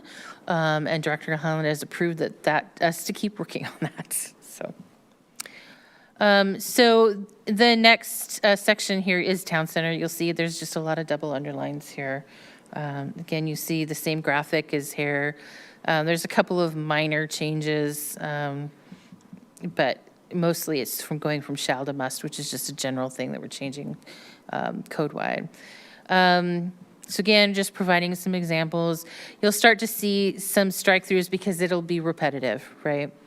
But then we'll get down to publicly owned private spaces. This is new, but it's not totally new. It's just putting things in code. I don't know if you want to add anything to that. No. Yeah. There are some new pieces to this just to clarify some requirements, but one of the things that is new here is some of the pieces and parts that we had talked about with Overlake on universal design, we're incorporating fully into the publicly open spaces. So you'll see some things that look like, oh, I read that somewhere before. Okay, it was taking it from Overlake and now just applying it to all. So there is some things that were new I there. think that's another place where the comment could really help us if there are duplications, or not duplications, but if we've seen it before in Overlake and we don't need to review it again, that is super Yeah. helpful. Commissioner Aparna. I also think, like, what you're saying, that eventually it would become what urban standards. And so in my head, I just got used to the idea of centers, corridors, residential. If we could mirror something like that or an equivalence, that would be great, because then you're thinking super dense, mildly dense. And so from a density perspective, you can actually build out the spaces in your head. Yeah, and I do think that is the direction we're trying to go.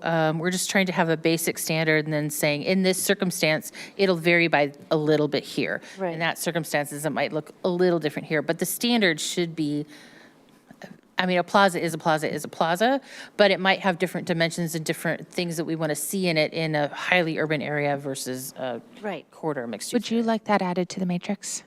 That seems like a yes, good yeah. point. Yes. Yep. We can do that. And also, on a slightly sidebar note,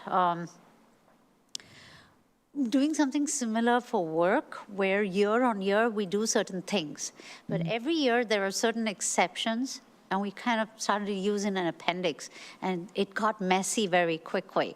So having a bulk of the stuff which is standard in one place, and then the exceptions or the call-outs in the second half of the document might be good, because if you mix up the exceptions and the common stuff, it's a little harder to read. Okay, thank you for that. We have been adding a lot of clarity of when an exception would, staff and developers have all requested that. So if there is a way for a variation, what guidance should we give to staff that we'll vary it in this circumstance, but not that? And so we have been adding a lot of clarity there. Why don't we move ahead, just in the interest of time? If there are pieces for the issuance matrix in this section, that would be great. I'm going to start with one that I had a question on. For POPs, I just want to be super clear on what private public means in this space. Is the public able to access it without paying? Like, is this free public space that's privately owned, or is this like membership access? Like, you have to be a member of the private entity in order to access this public amenity. It's more the first, but we'll bring you back that definition. Yeah, that would be lovely, because that was confusing. Other commissioners? Commissioner Aparna? Well, why don't we do one, and then we'll popcorn around. Perfect. So one thing that I do want to So sorry about that. The first question is, all the new things coming in with the new calculations and the new requirements of 35% this kind of space and 40% of that kind of space, or whatever it is. I'm just trying to understand where that is coming from. Is there a precedent, or is it a consultant has been called in, or I'm just trying to understand where those numbers came from. Yeah, we can provide some additional information on that, but we did hire a consultant that helped kick off the work. It includes more than just open space. It includes our building design standards updates too. So yeah, the dimensions are being done through benchmarking and consultant assistance. Commissioner Copley. In section 21.36.100, there is section A of applicability. And it says this section applies to new mixed use and multifamily structures that are not considered middle housing. Is there an AMI or area median income like bifurcation that would determine whether or not a multifamily structure would be considered middle housing or not? Yes, we do have a specific definition for middle housing. We can provide that for you. The middle housing will be with the residential section. So we're not going to require urban open space requirements for missing middle. It'll be similar to a single family or a duplex. They'll go into the same standards section. Another question I had for the issues matrix. In the town center open space, the removal of the Saturday market call out, any language about the Saturday market with strike-throughs, is that something we've already discussed? It is a reference to when the Saturday market was there, but the Saturday market is no longer there. And so we just struck it because it's no longer there. It doesn't necessarily mean they wouldn't be allowed to come back. So my understanding of the way that space was designated was that it was designated as open space for the Saturday market with other usages like parking only when a Saturday market is not. That seems like a very big change to me, just following some of the like local discussion about the market over the last 2 decades. So I would like that in the issues matrix to better understand what happened there. Yeah, I don't know the history of that. We'd have to talk through that. So, Commissioner Parna. Okay, my turn again. I don't know whether this comes into the open space or the landscaping, so I'm just going to put it out there. When we talk about open spaces, one part is also if we can think about whether we want to address heat island mitigation. Because when we have these dense urban spaces that we are contemplating, we want to have specific open spaces that are going to mitigate that. So urban forests come to mind. So I don't know if it's going to be in landscaping, but there's also other things, and I can send links. EPA has a whole bunch of guides and guidelines that we can reference if we want to. I don't know if this is something that we want to address, but the denser we go, it's something we should consider, more glass and stuff. So, Great. I'll throw in another one. So I would love better understanding of how Redmond plans to track and communicate the open space. So this would specifically be POPs and open space and possibly even things like art. So this is only a community benefit, I think, if the public knows about it. And so if things are developed as like potentially public spaces, but there isn't some sort of map or wayfinding or something that helps people understand that that's available to them, then it doesn't really feel like it's achieving the benefit that we want. And I know that that's probably still, like, it wasn't the right time to talk about it at the policy stage. It might not be the right time to talk about it in the code stage, but I'd like to know what the plan is, even roughly, for just helping Redmond residents understand what is available to them. no, that's a good question. I do want to point out that we have in these chapter, I think it's an open space, ways to sign it and standards for signage, and we've incorporated universal design and Braille and all that kind of stuff into that piece. But the larger, hey, did you know a block over a new park, that is not something that we've contemplated yet, so thank you for pointing that out. Yeah, and I think, like, to me, that really should be digital, like, it should be a digital resource. So that should be available both on a city website of, if you're in this part of the city, here are all the cool, I would think of like a thing like Secret Seattle, where someone's gone and actually remapped all these like neat little corners of Seattle and all the spaces available. We're intentionally building that right now. And so it would be great to have a city-owned map, or, I mean, the city has so many great resources like that where you can actually see on a map like what's interesting around, but having an actual repository and a plan like intentionality. I'm almost thinking like librarian level keeping of just here's what's available in Redmond, I think would be really smart. Okay, thank you. Other comments? Commissioner Gagne.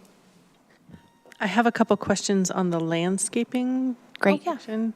Is it now the okay? Okay. I think Do we have any more on open space? Commissioner Aparna. I was actually wondering about the open spaces when we talk about it in terms of this new formula, and then Are you speaking into your mic? so sorry again. When we're talking about these open spaces and this new formula for calculating it, and let's say we build an ADU or something like that, is it built into those formulae in terms of, oh, I have a 6,000 square feet lot, I have one home and an ADU, what happens to the open space as a percentage then? Yeah, so anytime you make a change to the property, if you're adding an ADU or if you're taking your house and making it a duplex and whatnot, you would have to make sure that the lot can meet all the requirements. So in some cases, if you can't meet the requirement, you wouldn't be allowed to maybe add 6 units, right? So there's lots of things that would be limiting to that. And that would be also something that is the case. If you've already built out everything that you possibly can in the lot and you don't have any more space for open space, you wouldn't be able to add on anything else. So what you're saying is the open space number is higher, sits higher than the potential buildability of the lot. Because if you don't have that much of open space, whatever percentage is earmarked, you cannot look at building.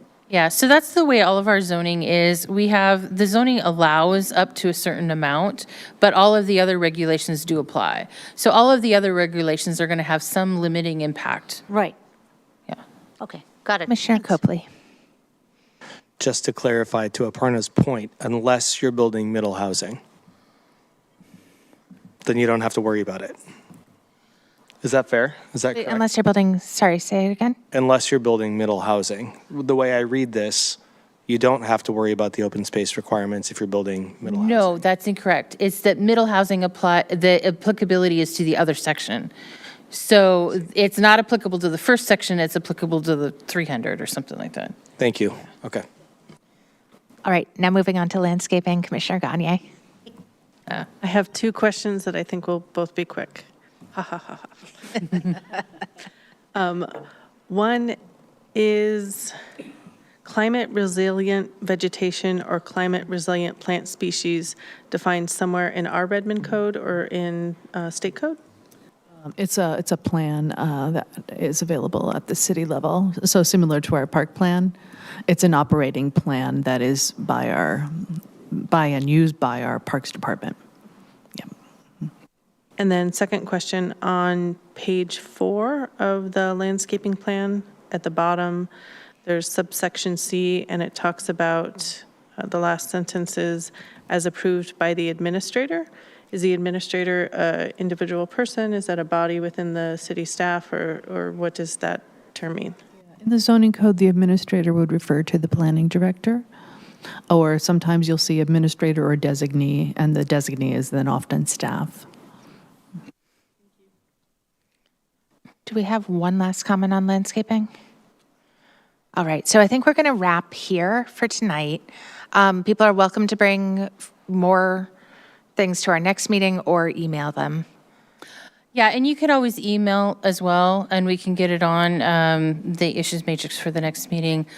Depending on timing, we might not be able to answer it by then, but if you do have anything you'd like to add, feel free to do that at any time. And we'll continue. I mean, we'll probably have multiple study sessions on this. Again, we do anticipate it'll take some time to fully read through it, so we'll give everybody, including the community, a chance to do that. So Thank you so much. thank you. Oh, one last thing, Commissioner Aparna. I believe we received one public comment on tree well and the depth. Could you please add that to the issue matrix? Thank you. I can do that. Thank you. All right, and on that note, we end. Why don't we do a 5-minute break? and we'll be back at, or 5-ish, we'll be back at 9:05.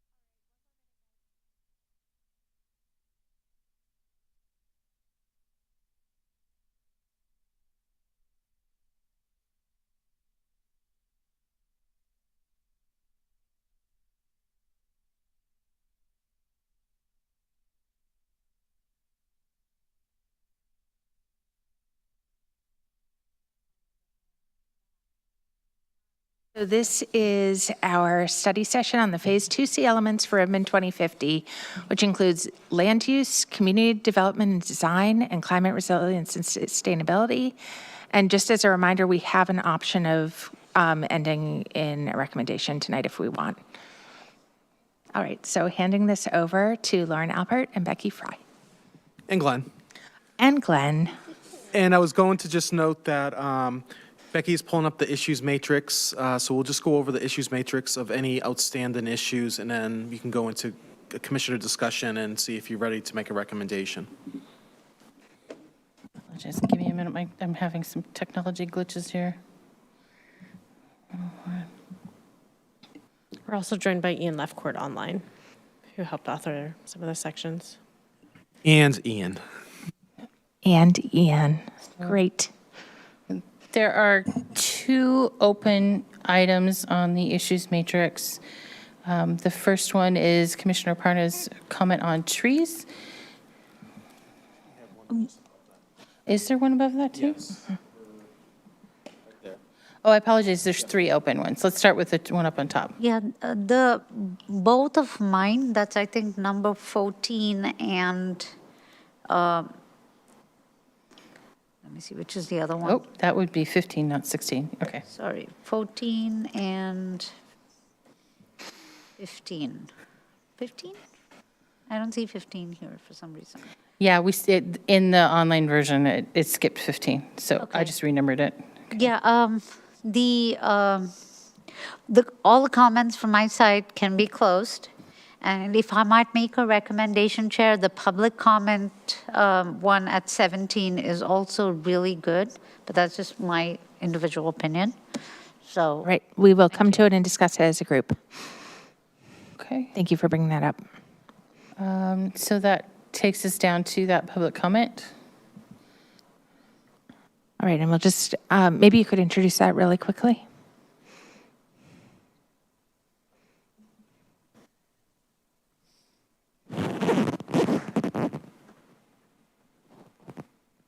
And did we have specific commissioners? It says commissioners asked that this item be added to the issues matrix. I'm not sure which one.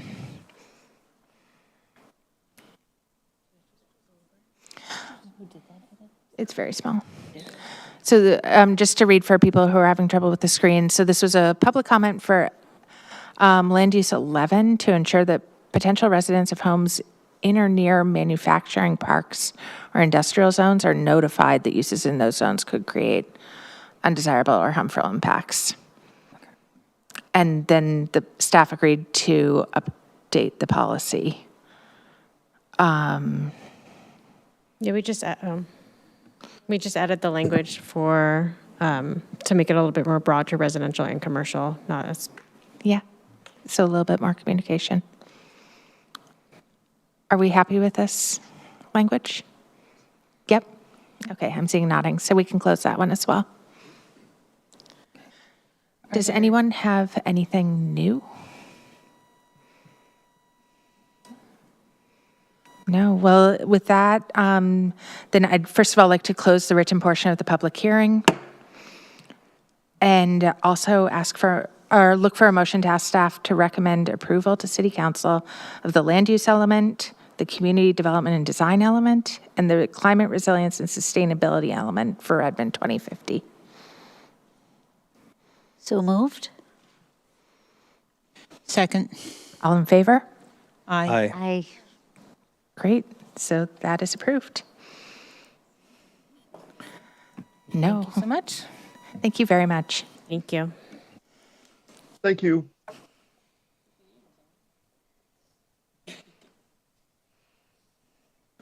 All right, so next is our Redmond 2050 monthly update with Jeff Churchill.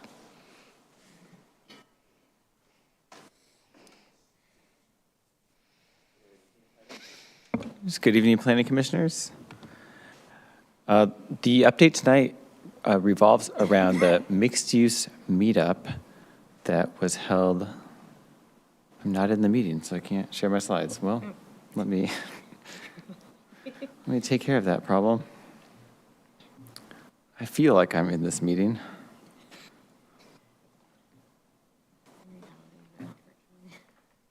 Okay, here we go. The Mixed Use Meetup, which was an event for the community focused around the mixed use zones that we are planning as part of Redmond 2050. So this was yesterday afternoon, and the focus of tonight is a recap, and we were able to throw together a few slides just to show you what happened and what some of the outcomes were. This is what we did. We had lunch. You can see what the lunch spread was on the right. It was delicious.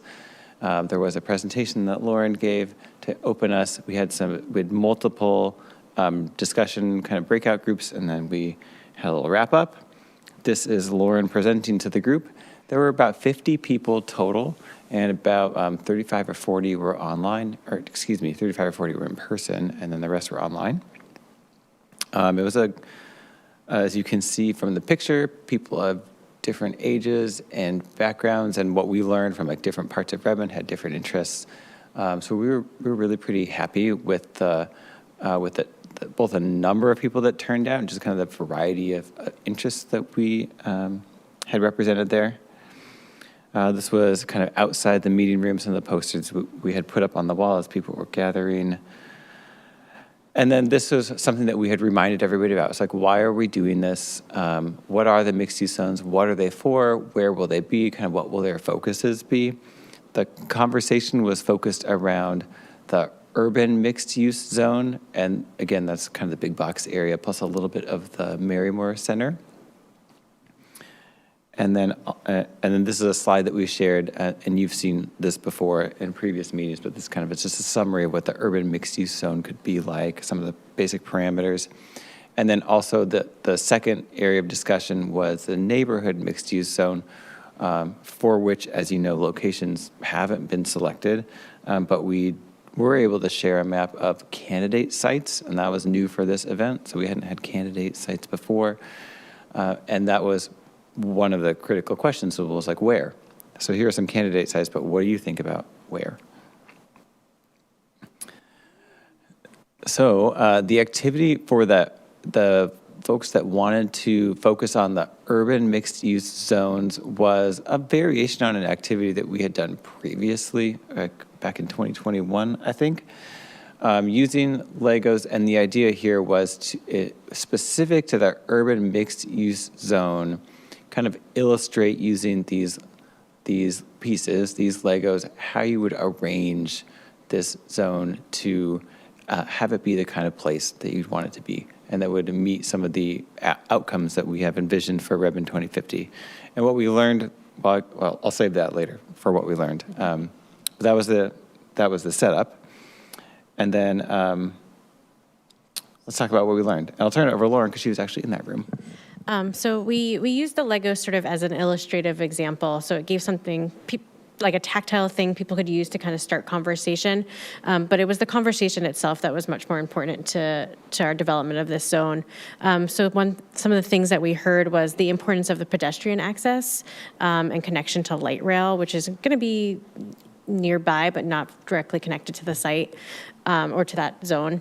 Prioritize preserving and adding green space, so making sure as development comes in, we're adding green space and shade and that pedestrian connection, including mixed use on parcels that's both horizontal, so different uses on the same parcel, and then also within a building. A lot of members of the group pointed to some local examples like Totem Lake Village and University Village. They're like, combine those two, and I think that would be great. I think someone said, because they had, little critiques of both of those. And then inviting continuous activity, so making sure that it's similar to what we've been looking at for downtown and having that continuous activity from morning to evening, and mixing those uses of retail, housing, schools, and entertainment, making sure that you can have access to all of those within this zone. Is something that the group's really stressed. So you can kind of see some of the mixes of uses, so adding housing. One thing to the group stress was, don't put the housing right next to 520, maybe have an office buffer there. So they were able to kind of visualize that with their Legos. And overall it was kind of a robust discussion about, what we want to see in preserving our retail, our big box retail, but also adding these other amenities and ways that we can, make sure we still have access to the site for those that are coming in from out of town and for those that are living locally. And then across the way, there's a group of people focused on neighborhood mixed use. And this was really just a conversation. There were no Legos to touch and to as conversation pieces. But the questions were around, what are the kinds of businesses that would be appropriate in these zones? What are the kind of the parameters that should there be in the zoning to make sure that these businesses fit into the neighborhood? And other topics came up as well. And where, as I said. So kind of what some of the things we heard, I broke this into kind of where does it belong, what businesses, and kind of other things that came up. In and near parks, every time we ask this question, that is one of the answers. These zones belong in and near parks, other activity centers, on or near transit corridors. Willows Road came up as a specific corridor. There are lots of people walking along Willows Road, especially to and from DigiPen. Other specific locations identified, one in the Idlewood neighborhood on 24th Street, and then again along Willows Road.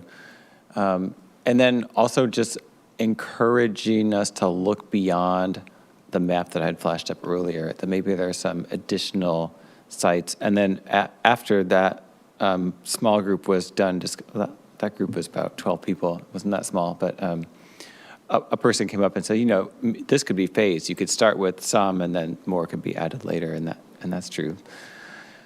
What kinds of businesses? There were ideas about not specific things that would be sold, but the kinds of, the kind of vibe a business would give out, a place to gather, a place that offers a sense of community.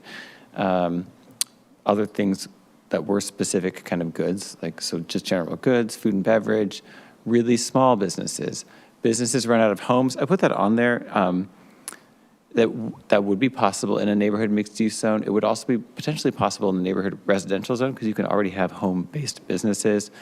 So just put that on there as an interest, and that might come back up as we talk about home-based businesses as a way of extending the idea of complete neighborhoods.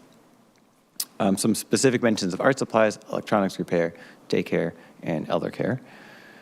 Other things that came up, maximizing access by modes other than driving, and part of that is because, these are supposed to serve a kind of a local community, and also because a recognition that the more parking that's provided, the more people are going to drive to a place. So trying to minimize that, recognize that people will still be able to get there by car.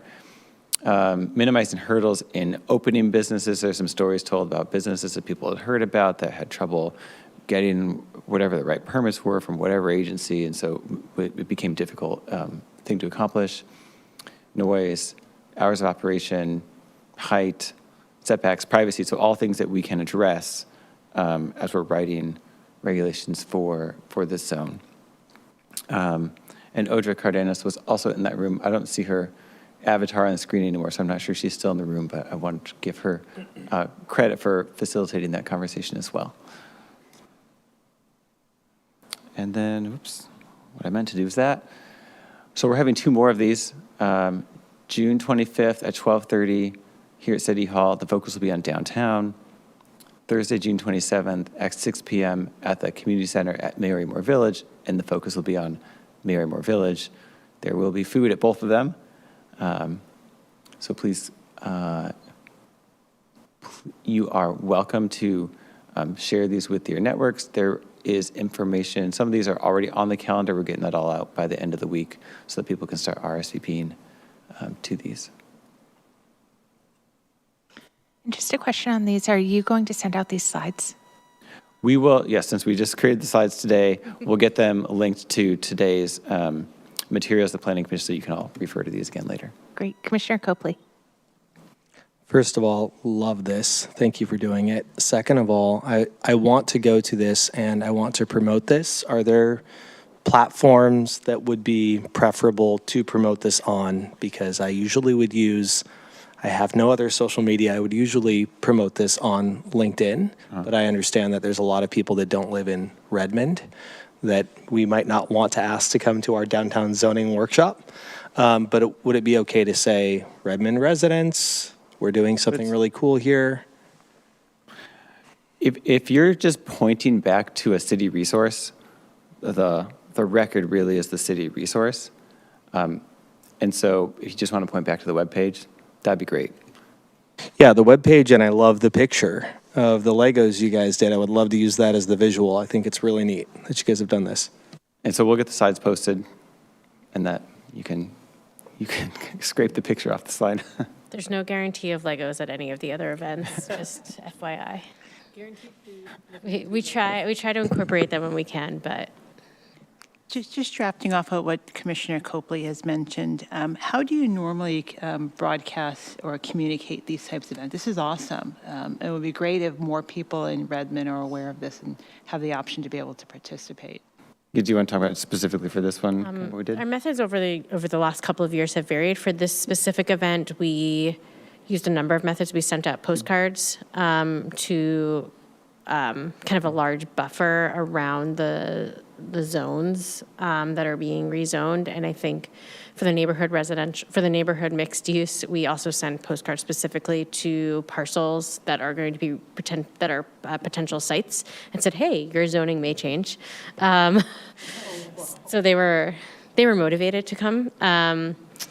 We also advertised through our Redmond social media channels on our Facebook. I think it was sent out in the e-news that the mayor sends out to the general community that people can subscribe to. And I think some of our partner and stakeholders, like One Redmond, also shared it with their networks. Do you have a size that you're targeting for groups like this? Seems like a great amount of engagement, and people were able to all eat and we were honestly a little shocked that we got so many people, because sometimes we get maybe 10, 20, 30 people, but to get, I mean, we usually don't do lunch. Sometimes we just do snacks. So maybe it was the lunch that really got everyone in the door. So, yeah. Commissioner Parna. I really like this, and I want to play with the Legos too, and wondering if we could do this for whenever we schedule the joint meeting with City Council. It will be a really nice mixer exercise where we work together I don't know, it's just an idea, because I think we'd be mirroring what the community is doing, but we'd also be having conversations. I don't know if that makes sense. So. Good enthusiasm. Any other comments or questions? Commissioner Copley. Could we do another one of these down the road that focuses on technology? Something to put on the list, potentially. Mm-hmm. Oh, sorry, Commissioner Gagne. Do you guys need more Legos? We're about to purge.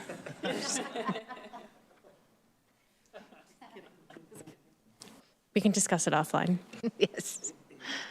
All right. I think we're going to move into staff and commissioner updates. Hello, Glenn Coyle. Just wanted to kind of give a quick highlight of the next couple of months of the Planning Commission schedule. We have meetings in June on the 12th and the 26th. As you know, we're pretty much wrapping up Redmond 2050 things. Probably the major item you're going to be seeing in June is something that's already been introduced. The Planning Commission saw last year is our water system functional plan. And just as a reminder, our functional plans are kind of our operating / facilities documents, very specific to like parks, stormwater, water systems, wastewater, or capital facilities, things like that. So you saw the water system plan last year. It went through a lengthy review process. Has to meet a couple of requirements, not just comprehensive plan requirements. It also has to meet some Department of Health and ecology, all those things. So anyway, that's going to come back for final review, public hearing, and recommendation. Additionally, coming with that will be an update to the wastewater plan. That was also recently adopted, recommended by Planning Commission just like 2 years ago and was adopted by council, but we had done an update There's been an update with that to be consistent with the Redmond 2050. So there's just a minor update to that. So you'll be seeing that, and we'll be having a public hearing on those. We'll be introducing it, or not really introducing it, just continue a study session on the 12th. And then on the 26th, we have a kind of a fast timeline. We're going to be having a public hearing on that, and also be looking for a recommendation to approve that. Other items is that report approval of the things that we just made the recommendation on, the land use, community design, and climate resilience elements. So we'll bring that for just the report approval. We'll have some additional study sessions on the legislative amendments that Kim and her team, Dave and all them have been talking about.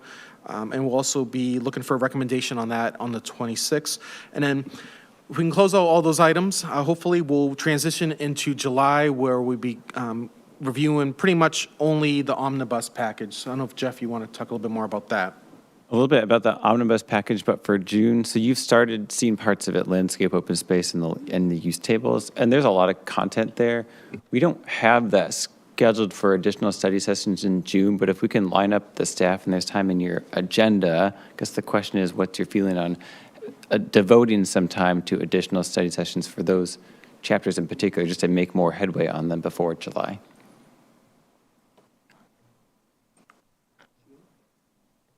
So maybe just like a thumbs up if you want to see it one more time in June.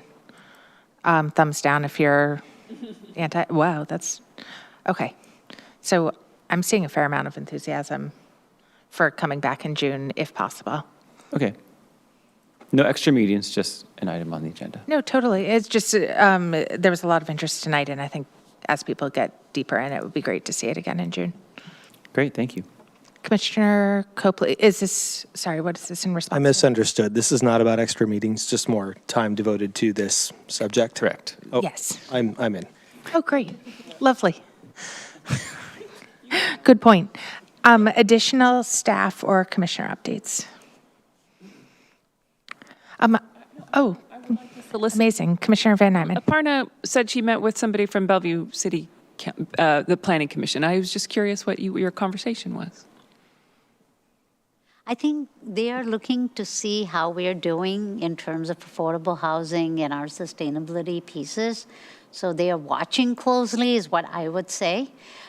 They have a slightly different approach, and I'm understating it, but they have a slightly different approach and a slightly different philosophy over there. But I would say that people are looking at what we're doing, and I think that's what, good or bad, I don't know, but that's what it is, so. Lovely. Commissioner Copley. I also met with a Bellevue Planning Commissioner today at Victor's, and I would agree, slightly different approach. I would say that we are less car-focused in our approach, is what I'm hearing. So that would be just a quick summary. Great. And then it's really interesting to hear that. Thanks for bringing that for this update session. It's great. One update from my side would just, as chair, would be to say we have 2 meetings in June. We potentially have 3 meetings in July because we have 5 Wednesdays. If everyone could just look at your calendars and send any absences that you're aware of now. We always worry about making quorum over the summer. We always do, but it's nice to know up front if there's going to be a concern, especially on those public hearing days, because those are just difficult to reschedule. So feel free to email to staff and they will get it appropriately into our calendars, and that would be great. Is there anything else? Is there a meeting on July 3rd? Is that how we end up with meetings? No, it's the 2nd, 4th, and 5th weeks of July. All right, well, with that, I look for a motion to adjourn. So moved. Second. All in favor? Aye. Aye. Great, then we're adjourned.